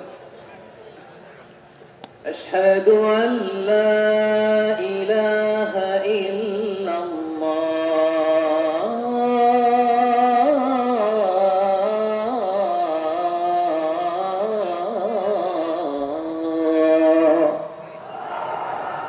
আবু মাহজুরা তৃতীয় বাক্য বললেন। বিশ্বনবী একটা বাক্য পরে আবু মাহজুরা পরে, বিশ্বনবী পরে আবু মাহজুরা পরে। আবু মাহজুরা কিন্তু অমুসলিম, মুশরিক। আবু মাহজুরা বলে, এক একটা বাক্য পড়ি আমার কলিজাটা গলে ঠান্ডা হয়ে যায়। এতদিন মোহাম্মদকে গালি দিতাম, এখন মোহাম্মদ আমার মাথায় যখন হাত রাখছে আমার সারা শরীর ঠান্ডা হয়ে গেছে। বিশ্বনবী আযান শেখাচ্ছেন, একটা একটা বাক্য পড়ে আবু মাহজুরাও পড়ে, বিশ্বনবী পড়ে, আবু মাহজুরাও পড়ে। পুরো বাক্যগুলো যখন শেষ, আযান শেষ, আবু মাহজুরাও যখন পুরো আযান করলেন, আবু মাহজুরা বললেন, এতদিন মোহাম্মদের চেহারা দেখলে আমার ঘৃণা লাগতো, আজ থেকে মোহাম্মদের চেহারার চেয়ে প্রিয় চেহারা আমার কাছে নাই। আবু মাহজুরা বললেন, ও মুহাম্মদ, আজানের বাক্য তো আপনি আমারে শেখালেন, এখানেই শেষ করবেন না, আপনি আমারে পড়ায় দেন লা ইলাহা ইল্লাল্লাহু মুহাম্মাদুর রাসূলুল্লাহ সাল্লাল্লাহু আলাইহি ওয়াসাল্লাম। বিশ্বনবীর সাথে দাঁড়িয়ে উনি শাহাদা পড়ে মুসলমান হয়ে গেলেন। এবার আবু মাহজুরা বলে, ইয়া রাসূলুল্লাহ, ইয়া হাবিবাল্লাহ, আমি মুমিন হয়েছি, মুসলমান হয়েছি, আপনার কাছ থেকে আযান শিখার সৌভাগ্য আমি লাভ করেছি গো নবী। আমার কণ্ঠের বড় তারিফ করেছেন আপনি, আমার আযানকে আপনি পছন্দ করেছেন। একটা জিনিস আপনার কাছে চাই, আপনি আমাকে মক্কার মসজিদুল হারামের মুয়াজ্জিন হিসেবে অ্যাপয়েন্ট করে দেন। বিষ্ণু ইসলাম বললেন, যাও আবু মাহজুরা, আমি তোমাকে পৃথিবীর শ্রেষ্ঠতম মসজিদ মক্কার মসজিদুল হারামের মুয়াজ্জিন হিসেবে অ্যাপয়েন্ট করে দিলাম। দেখছেন কিভাবে ট্যালেন্ট হান্টিং করতে হয়, কিভাবে হিউম্যান রিসোর্স মানব সম্পদকে ব্যবহার করতে হয়। আসছিল আজানকে ব্যঙ্গাইতে, আসছিল কেন? আজানকে ব্যঙ্গ করার জন্য, বিকৃত করার জন্য। আজানকে বিকৃত করতে যে ইসলামের সবচেয়ে শ্রেষ্ঠ মসজিদের মুয়াজ্জিন হয়ে গেল। পড়েন সুবহানাল্লাহ। হযরত আবু মাহজুরা রাদিয়াল্লাহু তাআলা আনহু ওনার এই সুললিত কণ্ঠ ব্যবহার করে মসজিদুল হারামে এত সুন্দর করে আল্লাহু আকবার বলে আযান দিতেন। মানুষগুলোর, মুসল্লিগুলোর, মক্কাবাসীর হৃদয়কে তিনি বিগলিত করে দিতেন। মানুষের হৃদয়কে ঠান্ডা হয়ে যেত। শুধু এখানেই শেষ না আমার যশোরের ভাইয়েরা। বিশ্বনবী যখন সাইয়েদনা আবু মাহজুরা রাদিয়াল্লাহু তাআলা আনহুকে আযান শিখাচ্ছিলেন, বলেন তো বিশ্বনবীর হাতটা কোথায় ছিল? আবু মাহজুরার মাথার সামনে, এই চুলের উপরে ছিল। আবু মাহজুরা ওই স্মৃতিটাকে ধারণ করবার জন্য, ওই স্মৃতিকে বহন করার জন্য বিশ্বনবীর মোবারক হাত আবু মাহজুরার কপালের চুলের যেই জায়গায় লেগেছে, মৃত্যুর আগের দিন পর্যন্ত আবু মাহজুরা মাথার ওই চুলে কোনোদিন ছুরি আর কামার লাগায় না, সেখানে কেচি লাগায় নাই, চুলের মধ্যে খুর লাগায় নাই। আবু মাহজুরা ডান দিকের চুল কাটতো, বাম দিকের চুল কাটতো, পেছনের চুল কাটতো, সামনের চুল কাটতো না। আবু মাহজুরা রাদিয়াল্লাহু তাআলা আনহুর সামনের চুলগুলো বড় হতে হতে যখন এত বড় হয়ে যায়, তিনি চুলগুলো পেঁচিয়ে মাথার মধ্যে রাখতেন। তারপরে তিনি পাগড়ি পরতেন। সবাই জিজ্ঞেস করতো, আবু মাহজুরা, এটা আবার কেমন স্টাইল? দেখতে তোমারে কি বিদঘুটে লাগে? কেমন অড লাগে? কেমন খারাপ দেখা যায়? মক্কায় এমন কোন মানুষ তো দেখি নাই, ডানে চুল কাটে, বায়ে চুল কাটে, পেছনে চুল কাটে, সামনে কাটে না। ওরে আবু মাহজুরা, কেমন দেখা যায় তোমারে? তুমি সামনের চুল কাটো না কেন? আবু মাহজুরা বলে, আমি হাঁটু গেড়ে পেয়ারা নবীর সামনে বসেছিলাম, আমার এই মাথার চুলের মধ্যে মুবারক হাত লাগিয়ে বিশ্বনবী নিজে আমাকে আজানের প্রতিটা বাক্য শিক্ষা দিয়েছেন।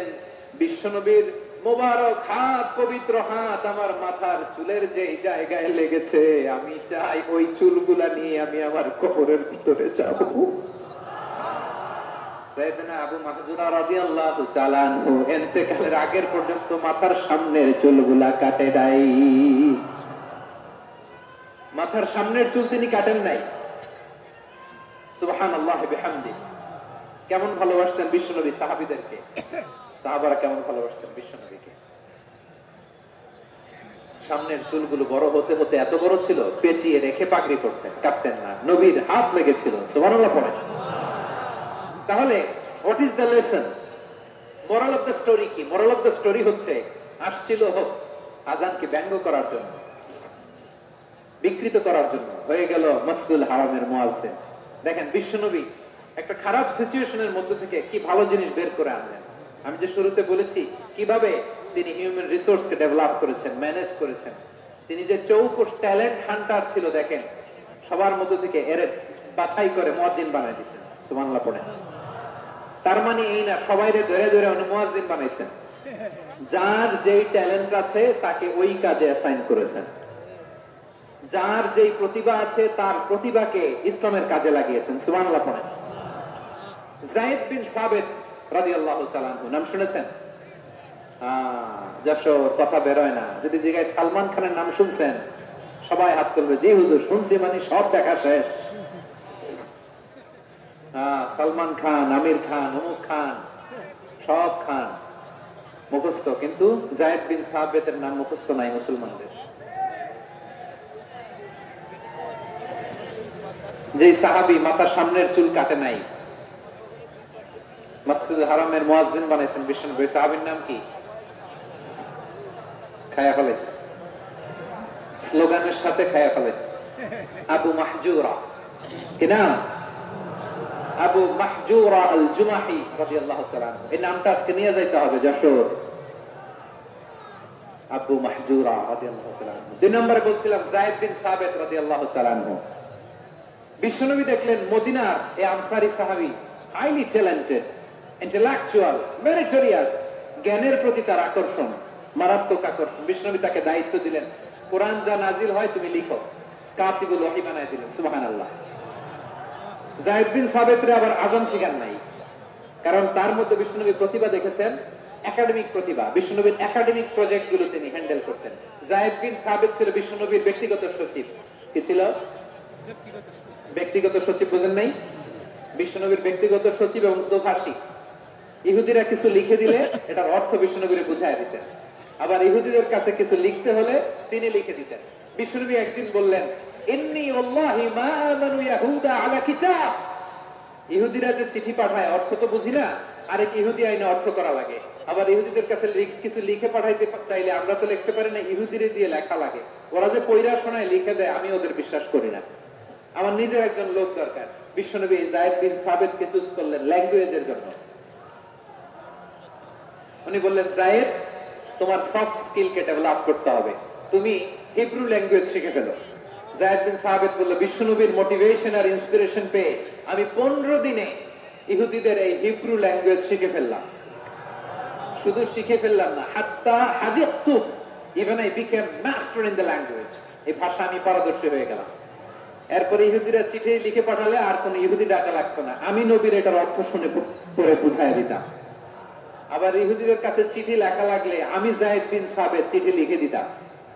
সুবহানাল্লাহ।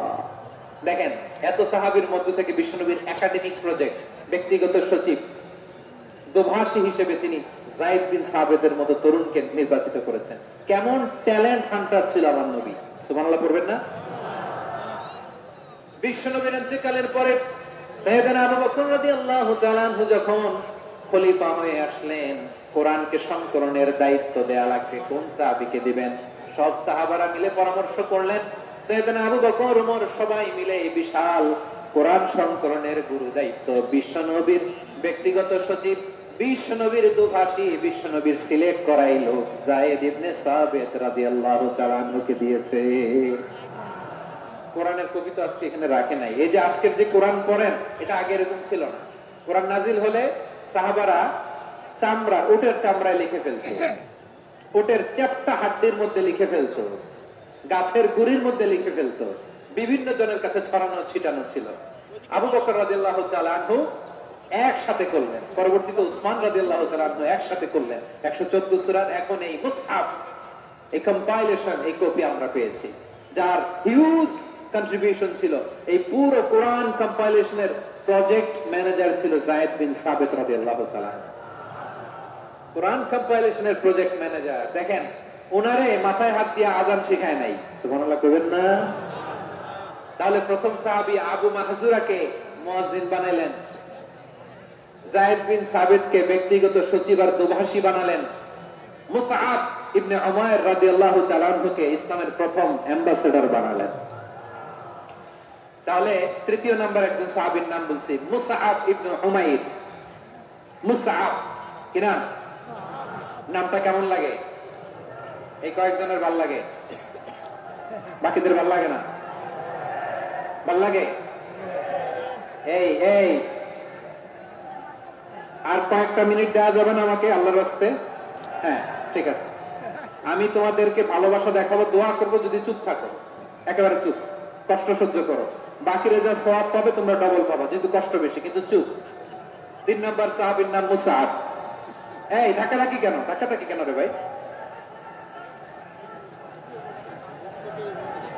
না না না, এরকম হইলে আসবো না যশোর, আমি আর আসবো না। হয় পিছনে চলে যাও, নাহলে চুপ, ধাক্কাধাক্কি নেই। 3 নম্বর সাহাবীর নাম মুসআব কি নাম? He was the first ambassador in Islam. ইসলামের প্রথম ডিপ্লোম্যাট, প্রথম কূটনৈতিক, ইসলামের প্রথম কূটনৈতিক, ইসলামের প্রথম ডিপ্লোম্যাট, প্রথম অ্যাম্বাসেডর মুসআব ইবনে উমাইর। মক্কার তরুণ যুবক, উনি পারফিউম লাগাইলে মানুষ দেখলেই বুঝতো এটা মুসআব লাগাইছে। এমন ড্যাশিং ফেসের ছিল, এমন স্মার্ট ড্যাশিং ফেস, এমন পার্সোনালিটির মানুষ ছিল মুসআব রাদিয়াল্লাহু তাআলা। কারণ যিনি ইসলামের স্পোকম্যান হবেন, মুখপাত্র হবেন, তার স্মার্ট হওয়ার দরকার আছে না নাই? আকাবার প্রথম শপথ যখন হলো, তাদের সাথে বিষ্ণু ইসলাম মদিনাতে একজন মুখপাত্র পাঠালেন, ডিপ্লোম্যাটকে পাঠালেন, অ্যাম্বাসেডর অফ ইসলাম। তিনি হচ্ছেন মুসআব ইবনে উমাইর। করেন সুবহানাল্লাহ।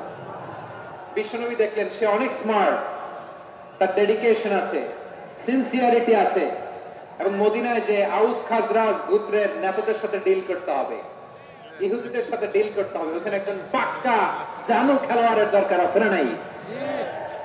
মুসআব ইবনে উমাইর রাদিয়াল্লাহু তাআলা আনহু, ওনাকে বিষ্ণু ইসলাম চুজ করলেন।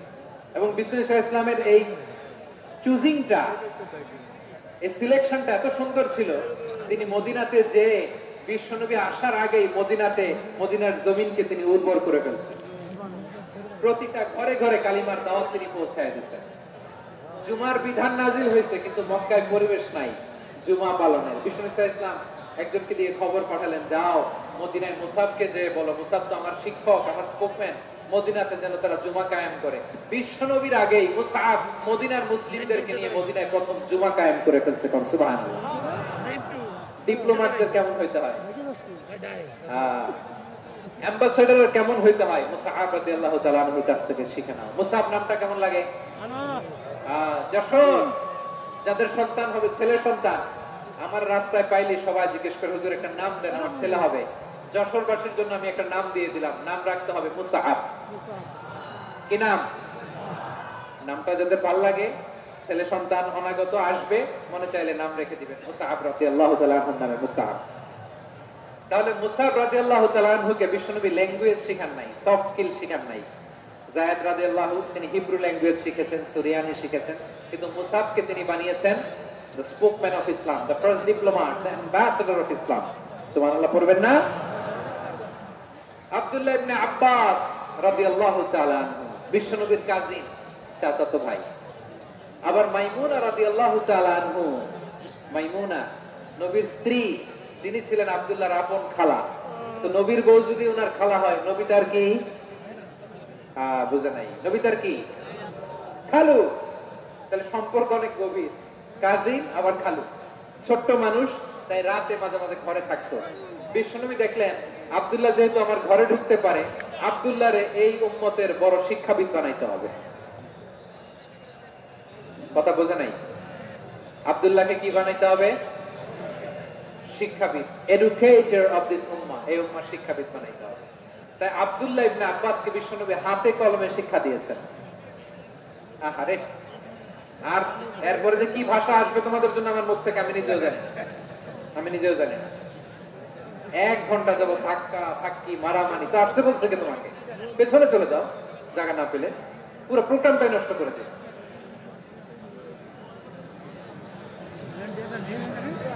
জি, আমার দিকে তাকা, আমি শেষ করে দিচ্ছি। হবে না, ইন্টেলেকচুয়াল আলোচনা এখানে হবে না, আমি বুঝতে পারছি, আমি শেষ করে দিচ্ছি। আব্দুল্লাহ ইবনে আব্বাস রাদিয়াল্লাহু তাআলা মনোযোগ দিয়ে কয়েকটা মিনিট শুনুন, আমি এখনই শেষ করে দিচ্ছি, এরপর আওয়াজ করবে। এই যে এগুলো কি আমি বুঝলাম না। আমি বললাম না সব করা যাবে, বসে যাও, শুয়ে যাও, চলে যাও, আওয়াজ করা যাবে। অন্যকে বসো এটা বলার দরকার নেই, জাস্ট এদিকে তাকাও। আল্লাহ। আব্দুল্লাহ ইবনে আব্বাস রাদিয়াল্লাহু তাআলা ওনাকে বিশ্বনবী হাতে কলমে শিক্ষা দিয়েছেন, যেহেতু উম্মতের শিক্ষাবিদ হবে, এডুকেটেড হবে। তো বিশ্বনবী রাতে যখন তাহাজ্জুদ পড়তেন, ছোট্ট আব্দুল্লাহ ঘরে থাকতো, বুঝতে পেরেছেন? ছোট্ট মানুষ তো ঘরে থাকতো। তো বিশ্বনবী তাহাজ্জুদের জন্য একবার দাঁড়িয়েছেন, ছোট্ট আব্দুল্লাহ ওযু করে দাঁড়াইছে। আচ্ছা বলেন তো, ইমাম আর মুসল্লি মোট যদি 2 জন হয়, একজন ইমাম একজন মুসল্লি, তো মুসল্লি ইমামের কোন দিকে দাঁড়াবে? ডানে দাঁড়াবে। ছোট্ট আব্দুল্লাহ বুঝে নাই, বিশ্বনবী তাহাজ্জুদ শুরু করেছেন, উনি একতেদা করছেন আর দাঁড়াইছেন বায়ে। কোথায় দাঁড়িয়েছেন? আব্দুল্লাহ বলেন, যখন আমি বায়ে দাঁড়ালাম, আখাযা রাসূলুল্লাহ সাল্লাল্লাহু আলাইহি ওয়াসাল্লাম উযুনি আল ইউমনা ইয়াফতিলুহা, বিশ্বনবী নামাজরত অবস্থায় আমার কান ধরে টেনে আমার ডান দিকে এনে দাঁড় করায় দিলেন। সুবহানাল্লাহ। দেখেন, হাতে কলমে শিক্ষা। আর জীবনে ভুলাবে? কথা কয় না, আর ভুলাবে? আর ভুল হবে না। এভাবে বিশ্বনবীর অনেক সঙ্গ পেয়েছেন, সফর করেছেন, একই বাহনে বসেছেন, এক বাহনে বসে লম্বা নসিহত করেছেন, বলেছেন, ইয়া গোলাম ইহফাজিল্লাহ ইয়াহফাজকা ইহফাজিল্লাহ তাজিদহু তুজাহাক ইদা সাআলতা ফাসআলিল্লাহ ওয়া ইদা ইসতাআনতা ফাসতাইন বিল্লাহ। আল্লাহর বিধান মানো, আল্লাহর বিধান রক্ষা করো, আল্লাহ তোমায় রক্ষা করবে। আব্দুল্লাহ, চাইতে হলে আল্লাহর কাছে চাও, সাহায্য চাইতে হলে আল্লাহর কাছে সাহায্য চাও। মনে রাখো, গোটা বিশ্বের সবাই যদি তোমার সাহায্য করতে চায়, ততটুকুই করতে পারবে যতটুকু আল্লাহ তোমার নসিবে রেখেছে। গোটা বিশ্ব যদি তোমার বিরুদ্ধে ষড়যন্ত্রে দাঁড়িয়ে যায়, ক্ষতি ততটুকু করতে পারবে যতটুকু তোমার জন্য বরাদ্দ আছে। এর বাইরে কিছু করতে পারবে না। আওয়াজ করে বলেন ঠিক কিনা? এভাবে হাতে কলমে শিখিয়েছেন, বিশ্বনবীর সঙ্গ পেয়েছেন। ওনাকে বিশ্বনবী সাল্লাল্লাহু আলাইহি ওয়াসাল্লাম শিক্ষাবিদ, এডুকেটেড অফ দিস উম্মাহ হিসেবে সিলেক্ট করেছেন, হাতে কলমে শিখিয়েছেন। বিশ্বনবী একবার প্রকৃতির ডাকে সাড়া দিয়ে এসেছেন। এখন কি করতে হবে? নামাজের জন্য ওযু করতে হবে। বিশ্বনবী এসেই দেখেন ওযুর বদনায় পানি ভরা, খুশি হয়ে গেলেন, বললেন, কে রেখেছে পানি? একজন বলল, আব্দুল্লাহ রেখেছে। বিশ্বনবী অত্যন্ত খুশি হলেন, খুশি হয়ে একটা দোয়া করলেন, বললেন, আল্লাহুম্মা ফাক্কিহু ফিদ-দীন ওয়া আল্লিমহু তা'ওয়ীল। আল্লাহ, তুমি আব্দুল্লাহকে দ্বীনের বুঝ দিও আর কোরআনের তাফসীর শিক্ষা দিও। বিশ্বনবীর এই দোয়া এমন লাগছে, উনি রাইসুল মুফাসসিরিন, এই পৃথিবীতে যত মুফাসসির ছিল, যত মুফাসসির আসবে, সকল মুফাসসিরের সম্রাট হিসেবে স্বীকৃত হয়েছেন।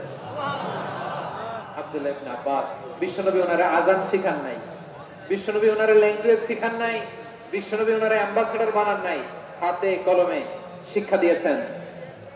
ছোট্ট মানুষ, বিশ্বনবী ইন্তেকাল করলেন, আবু বকরের সময় গেল, ওমর ফারুকের খেলাফত, তখনও তিনি তরুণ। ওমর ফারুক রাদিয়াল্লাহু তাআলা আনহু ওনার ক্যাবিনেট মিনিস্ট্রির বৈঠকে এই আব্দুল্লাহ ইবনে আব্বাসকে পাশ দিয়ে বসায় রাখতেন। বয়স্ক সাহাবারা এটা পছন্দ করতো না। তারা বলতো, ঘটনা কি? আব্দুল্লাহর মতো ছেলে নাতি আমাদের আছে, এরা কেন রাখে ওমর ফারুক? ওমর ফারুক এটা টের পেলেন, তিনি বুঝতে পারলেন যে ক্যাবিনেট মেম্বাররা এটা পছন্দ করে না, ছোট্ট আব্দুল্লাহরে কেন রাখি, কেন যে রাখি, এটা একদিন বুঝাবো। একদিন মিটিং এ তিনি সবাইকে বললেন, ইদা জাআ নাসরুল্লাহি ওয়াল ফাতহ। এই আয়াত দ্বারা উদ্দেশ্য কি বলেন তো মুরব্বী সাহাবীরা? এক সাহাবী বলেন, এই সূরা দ্বারা উদ্দেশ্য, আল্লাহ বলেছেন আমাদেরকে বিভিন্ন ল্যান্ড, বিভিন্ন এলাকা বিজয় করতে হবে। ওমর ফারুক বললেন, না, হয়নি। আরেকজন বললেন, বিজয় হওয়ার পর আমাদের বেশি বেশি আল্লাহর বরত্বের ঘোষণা দিতে হবে, এটা উদ্দেশ্য। ওমর ফারুক বললেন, না, হয়নি। যারা জিজ্ঞেস করেন কেউ পারে না। সব শেষে বিশ্বনবী ছোট্ট আব্দুল্লাহরে বলেন, আব্দুল্লাহ, ইদা জাআ নাসরুল্লাহি ওয়াল ফাতহ, এর দ্বারা উদ্দেশ্য কি বলো তো? ছোট্ট আব্দুল্লাহ বলেন, হুয়া আজালু রাসূলিল্লাহ। এই আয়াত দ্বারা বিশ্বনবীর বিদায়কে উদ্দেশ্য নেওয়া হয়েছে।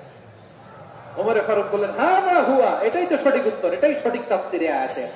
কারণ ইদা জাআ নাসরুল্লাহি ওয়াল ফাতহ, যখন আল্লাহর সাহায্য আর বিজয় আসবে, ওয়া রাআইতান নাসা ইয়াদখুলুনা ফি দীনিল্লাহি আফওয়াজা, আপনি দেখবেন দলে দলে, ঢলে ঢলে, বানের পানির মতো মানুষ ইসলামের দিকে ঢুকতেছে, ইসলামের বিজয় হয়েছে। তো ইসলামের বিজয়ের মিশন নিয়ে নবী আসছে, বিজয়ী যখন হয়ে গেছে, এখন তো নবীর বিদায় হবে। জোরে বলেন ঠিক কিনা? কোন সাহাবী এই সূক্ষ্ম কথাটা ধরতে পারে নাই, ওই আব্দুল্লাহ ছাড়া। আব্দুল্লাহ যখন উত্তর দিছে, সব সাহাবীদের টনক নড়েছে। এরপর থেকে কোন ক্যাবিনেট মিটিং এ আর কোন সাহাবারা কোনো প্রশ্ন করে নাই। আওয়াজ করে পড়েন সুবহানাল্লাহ। বিশ্বনবী আব্দুল্লাহ ইবনে আব্বাসকে দ্য এডুকেটর অফ দ্য উম্মাহ, উম্মার শিক্ষাবিদ হিসেবে গ্রহণ করেছেন। আওয়াজ করে পড়তে হবে আল্লাহু আকবার। সাহাবীদের নামগুলো মনে থাকবে? এক নম্বরে আবু মাহজুরা, মুয়াজ্জিন বানাইছেন। যায়েদ ইবনে সাবিত, দুভাষী, ট্রান্সলেটর অফ প্রফেট, এবং তিনি ছিলেন বিশ্বনবীর ব্যক্তিগত সচিব। Musab ibn Umair, the first ambassador and diplomat of Islam. Abdullah ibn Abbas, এই উম্মার সবচেয়ে বড় এডুকেটর, শিক্ষাবিদ। আরেকজন ছিল আব্দুল্লাহ ইবনে মাসউদ রাদিয়াল্লাহু তাআলা। দুই আব্দুল্লাহ, আব্বাস গেল, আরেকজন হচ্ছে মাসউদ। মক্কার তরুণ, ছাগল পালতো মুশরিকের। বিশ্বনবী আর আবু বকর রাদিয়াল্লাহু তাআলা আনহু একবার গেলেন যে দেখে এই তরুণ দাঁড়ায় আছে, বিষ্ণু বলেন আমি খুব ক্ষুধার্ত, তোমার কাছে কি দুধ আছে ছাগলের? আব্দুল্লাহ ইবনে মাসউদ বলে আছে, ওয়ালাকিন আনা মুক্তামান, যে দুধ আছে এটা আমানতের, আমি দিতে পারবো না। বিষ্ণু এইটা শুনেই তারা টার্গেট করে ফেলছে, আনা মুক্তামান, দুধ আছে কিন্তু এটা আমার মালিকের, আমি তো দরদ দেখাই আমার মালিকের দুধ, আপনি পথিক, আপনারা দিতে পারি না। বিষ্ণুনবী টার্গেট করে ফেলছেন, আরে আমার কাজে লাগাইতে হবে। বিষ্ণুনবী বলেন আচ্ছা ঠিক আছে, দুধ দিও না, কিন্তু এমন ছাগি আছে কিনা যেই ছাগির সাথে কোনো ছাগলের মিলন হয় নাই, তার ওলানে দুধও আসে নাই, বাচ্চাও নাই, এরকম ছাগির থেকে যদি আমি দুধ খাই তাহলে তো সমস্যা নাই। বলতেছে এরকম ছাগির থেকে দুধ খেলে সমস্যা নাই, কারণ এরকম ছাগির ওলান থেকে দুধ আসবেও। বলতেছে ঠিক আছে, এরকম একটা ছাগি নিয়ে আসো। নিয়ে আসা হলো, বিশ্বনবী বিসমিল্লাহ বলে ওই ছাগির ওলানে হাত দিলেন। হাত দিতে দেরি, পুরো ওলানটা দুধে ভরে যেতে দেরি হয় না। বিশ্বনবী আর আবু বকর রাদিয়াল্লাহু তাআলা আনহু দহন করে পেট ভরে খেলেন। এই দৃশ্য আব্দুল্লাহ ইবনে মাসউদের হৃদয়ে দাগ কাটলো। এই মুজিজা দেখে তিনি বললেন আশহাদু আল্লা ইলাহা ইল্লাল্লাহ ওয়া আশহাদু আন্না মুহাম্মাদার রাসূলুল্লাহ। তিনি ষষ্ঠ মুসলিম ছিলেন, 6 নম্বর মুসলমান। ওনাকে টার্গেট করে বিশ্বনবী দেখলেন এমন ইন্টেলেকচুয়াল ব্রেন, উনি সূক্ষ্ম সূক্ষ্ম জিনিস বুঝে বেশি, ফিকহি জ্ঞান ওনার মধ্যে বেশি। বিশ্বনবী ওনাকে কোরআনের জ্ঞান শিক্ষা দিতে লাগলেন। উনি বিশ্বনবী সবার কাছে কোরআন শোনায়, কিন্তু বিশ্বনবী নিজে আব্দুল্লাহ ইবনে মাসউদের কাছ থেকে কোরআন শুনতো। বিশ্বনবী একবার বললেন ইকরা আলাইয়া ইয়া মাসউদ, ইবনে মাসউদ একবার শোনাও তো কোরআন দেখি। আব্দুল্লাহ ইবনে মাসউদ বলে আকরাউ আলাইকা ওয়া আলাইকা উনজিল, নবী আপনার উপর কোরআন নাজিল হয় আর আমি আপনার সামনে কোরআন পড়ব। বিশ্বনবী বললেন ইন্নী উহিব্বু আন আসমাআহু মিন গায়রি, আমি নিজে পড়তে যেমনি ভালোবাসি অন্যে পড়ুক আমি শুনবো, এটাও আমি ভালোবাসি। সূরা নিসা তিনি তেলাওয়াত করে শুনিয়েছেন। এমন সূক্ষ্ম সূক্ষ্ম বিষয় বিশ্বনবী ওনাকে ধরিয়ে দিয়েছেন। উনি হয়ে গিয়েছেন, আব্দুল্লাহ ইবনে আব্বাস হয়েছেন রাইসুল মুফাসসিরিন, উনি হয়ে গিয়েছেন ফাকিহুল উম্মাহ। ওনার চাইতে বড় ফকিহ এই পৃথিবী আর দেখবে না, চিল্লায় বলেন সুবহানাল্লাহ। উনি বলতেন ওয়াল্লাহি ওয়াল্লাহি ইল্লাযী লা ইলাহা গায়রু মা উনজিলাত সূরাতুন ইল্লা ওয়া আনা আ'লামু আইনা উনজিলাত ওয়া ফীমা উনজিলাত। বিশ্বনবী এমন ভাবে কোরআনের দার্স আমাকে দিয়েছেন, কোরআনে যত সূরা নাজিল হয়েছে, যেখানে নাজিল হোক না কেন আমি জানি এটা কোথায় নাজিল হয়েছে এবং কোন প্রেক্ষাপটে নাজিল হয়েছে। এমন একটা সূরা নাই যে সূরার কোথায় নাজিল হয়েছে আমি মাসউদের জানা নাই, কোন প্রেক্ষাপটে নাজিল হয়েছে আমার জানা নাই। এরকম ঘটবে না, চিল্লায় বলেন আল্লাহু আকবার। এই আব্দুল্লাহ ইবনে মাসউদ রাদিয়াল্লাহু তাআলা ওমর ফারুকের সময় কুফার চিফ জাস্টিস ছিলেন। কুফা নগরীর চিফ জাস্টিস, চিফ জাস্টিস বুঝেন নাই? বিচারপতি। কি ছিলেন? সবাই বলে নাই কি ছিলেন? বিচারপতি ছিলেন। এবং ওনার যে ফিকহি জ্ঞানের ধারা, এটাই আলকামা, ইব্রাহিম আন-নাখাই, হাম্মাদ ইবনে সুলাইমান হয়ে ইমাম আবু হানিফা পর্যন্ত পৌঁছেছে। এবং ওনার ফিকহি জ্ঞানের ধারাই হানাফি মাযহাবে অ্যাকসেপ্ট হয়েছে। আজও এগুলো হানাফি মাযহাবে চর্চিত হয়। হানাফি মাযহাবের সব ফিক আব্দুল্লাহ ইবনে মাসউদের ফিকহি জ্ঞানের ধারা থেকে নেওয়া হয়েছে, চিল্লায় পড়েন সুবহানাল্লাহ। তাহলে ওনাকে বিশ্বনবী বানিয়েছেন জুরিস্ট, আইনবিদ, ফাকিহ। ওনারে আযান শিখান নাই। হিউম্যান রিসোর্স ডেভেলপমেন্ট কিভাবে করবেন, মানব সম্পদের উন্নয়ন কিভাবে করতে হয়, কিভাবে যার যেখানে প্রতিভা কাজে লাগাতে হয় উনি দেখিয়েছেন। সুবহানাল্লাহ পড়বেন না? খালিদ বিন ওয়ালিদ নাম শুনছেন? কে কে শোনেন নাই? হাত তোলেন। কি ছিলেন? বীর যোদ্ধা ছিলেন খালিদ বিন ওয়ালিদ। কিন্তু তিনি ইসলাম ধর্ম গ্রহণ করেছেন অনেক দেরিতে, 8ম হিজরিতে। তার মানে 8ম হিজরির আগে উনি মুশরিকদের পক্ষে লড়াই করেছেন। ওনার হাতে কত মুসলিম সাহাবী যে নিহত হয়েছে হিসাব নাই। বিষ্ণুবী টার্গেট করে রাখছে, তুমি আমাদের মুসলিমদের এত ক্ষতি করলা, তুমি যখন মুসলমান হবা তোমার দিয়ে আমি এমন কাম করাবো যে এটা আর কেউ করতে পারবে না। সুবহানাল্লাহ নাই? যশোর ক্লান্ত হয়ে গেছে।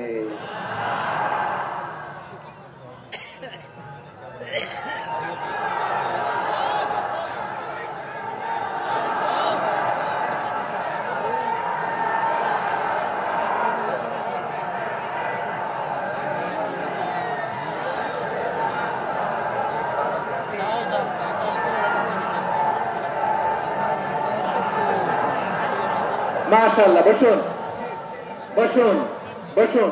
খালিদ বিন ওয়ালিদ রাদিয়াল্লাহু তাআলা 8ম হিজরিতে মুসলিম হয়েছেন মক্কা বিজয়ের আগে। তো মক্কা বিজয়ের আগে যখন মুসলিম হয়েছেন, এর আগে কি করছেন? কাফিরদের সাথে যুদ্ধ করেছেন। উনি উহুদের যুদ্ধে মুসলমানদের যে পরাজয় ভাব, কঠিন পরিস্থিতির মুখোমুখি উনার কারণে পেছন থেকে এমন অতর্কিত আক্রমণ করেছেন, মুসলমানদেরকে কচুকাটা করেছেন। 8ম হিজরিতে আল্লাহ তাআলা হেদায়েতের নূর দিয়ে ওনার হৃদয়টাকে উজালা করে দিলেন। লা ইলাহা, এটা এমন বাণী যার হৃদয়ে একবার টাচ খাবে, এইটা থেকে সে আর পালিয়ে বেড়াতে পারে। ঝিনুকের ভেতর লুকিয়ে থাকে যেমন মতি, ঝিনুকের ভেতর লুকিয়ে থাকে যেমন মতি, কালমা শাহাদাতে আছে আল্লাহর জ্যোতি, কালমা শাহাদাতে আছে আল্লাহর জ্যোতি। ঠিক কিনা বলেন? মক্কা বিজয়ের আগে মুসলিম হলেন, হওয়ার পরেই বিশ্বনবীর টার্গেট ফুলফিল হলো। ওই যে টার্গেট করে রেখেছেন আর দোয়া করেছেন, খালিদ বিন ওয়ালিদ যদি মুসলিম হয় তাকে আমি মিলিটারি চিফ বানাবো।